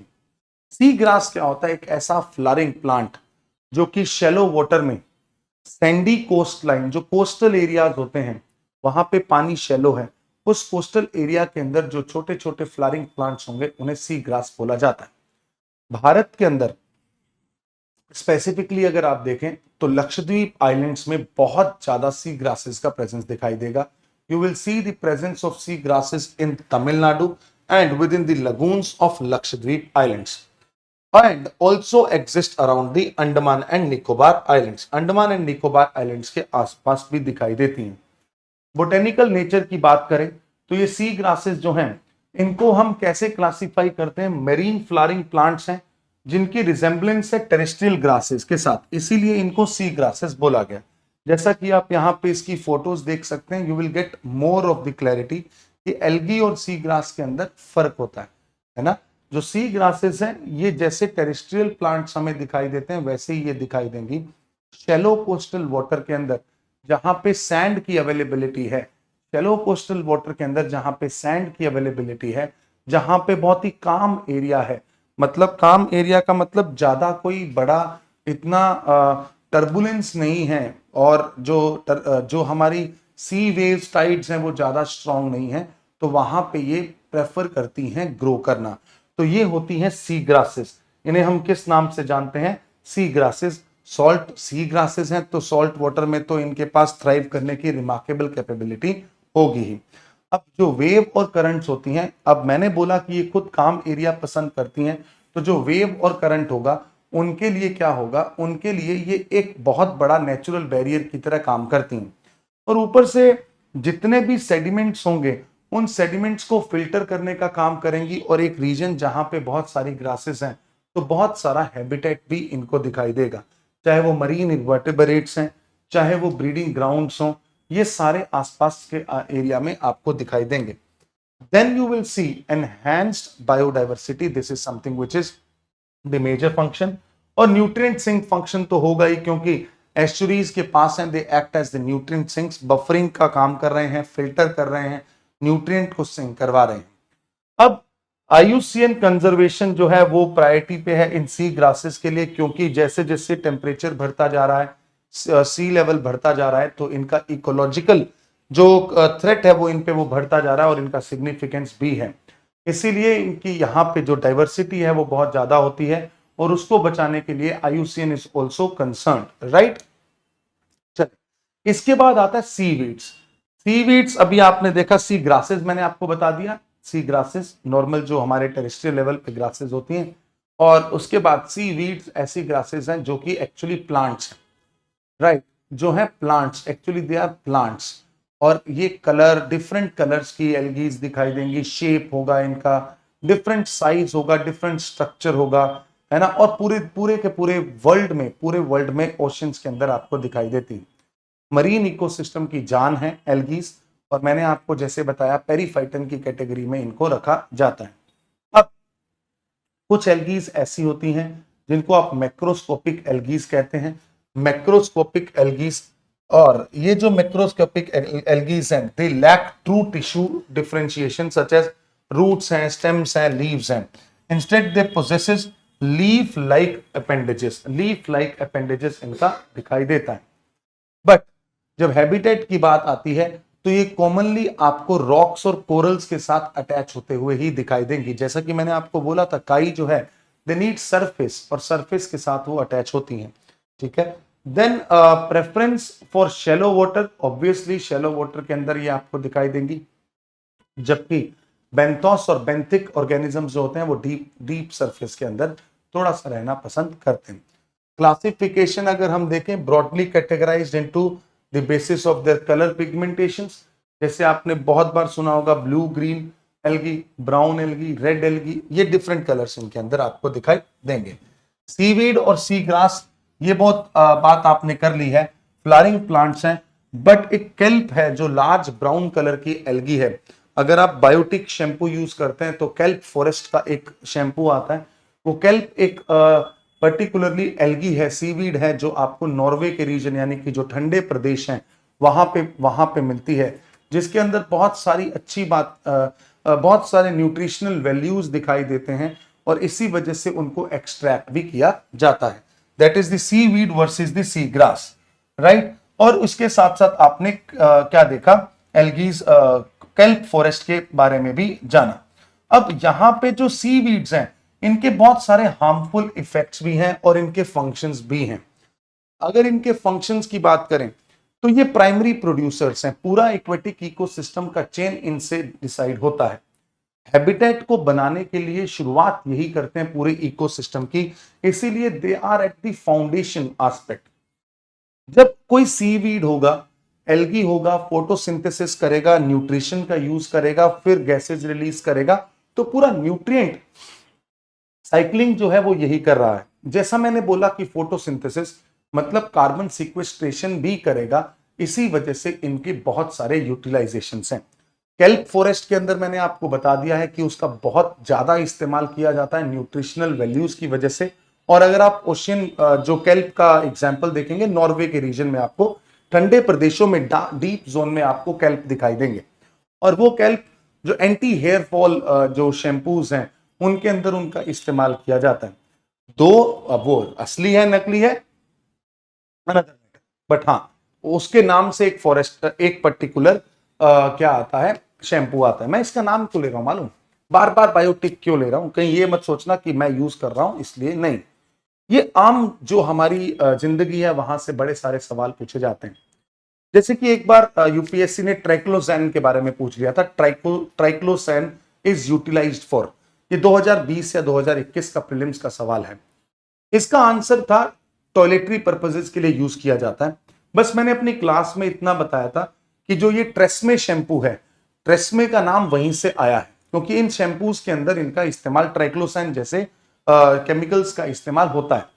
बट हाँ, बट मैं ये बस एक रिलेशन क्रिएट कर रहा था बच्चों को बताने के लिए कि ट्रेसमे ट्राइक्लोजैन यहां से आप याद रख सकते हैं, आप याद रख सकते हैं इससे, तो उससे आपको याद रहेगा कि इसका पर्पस क्या है, तो वही सवाल सही हो गया।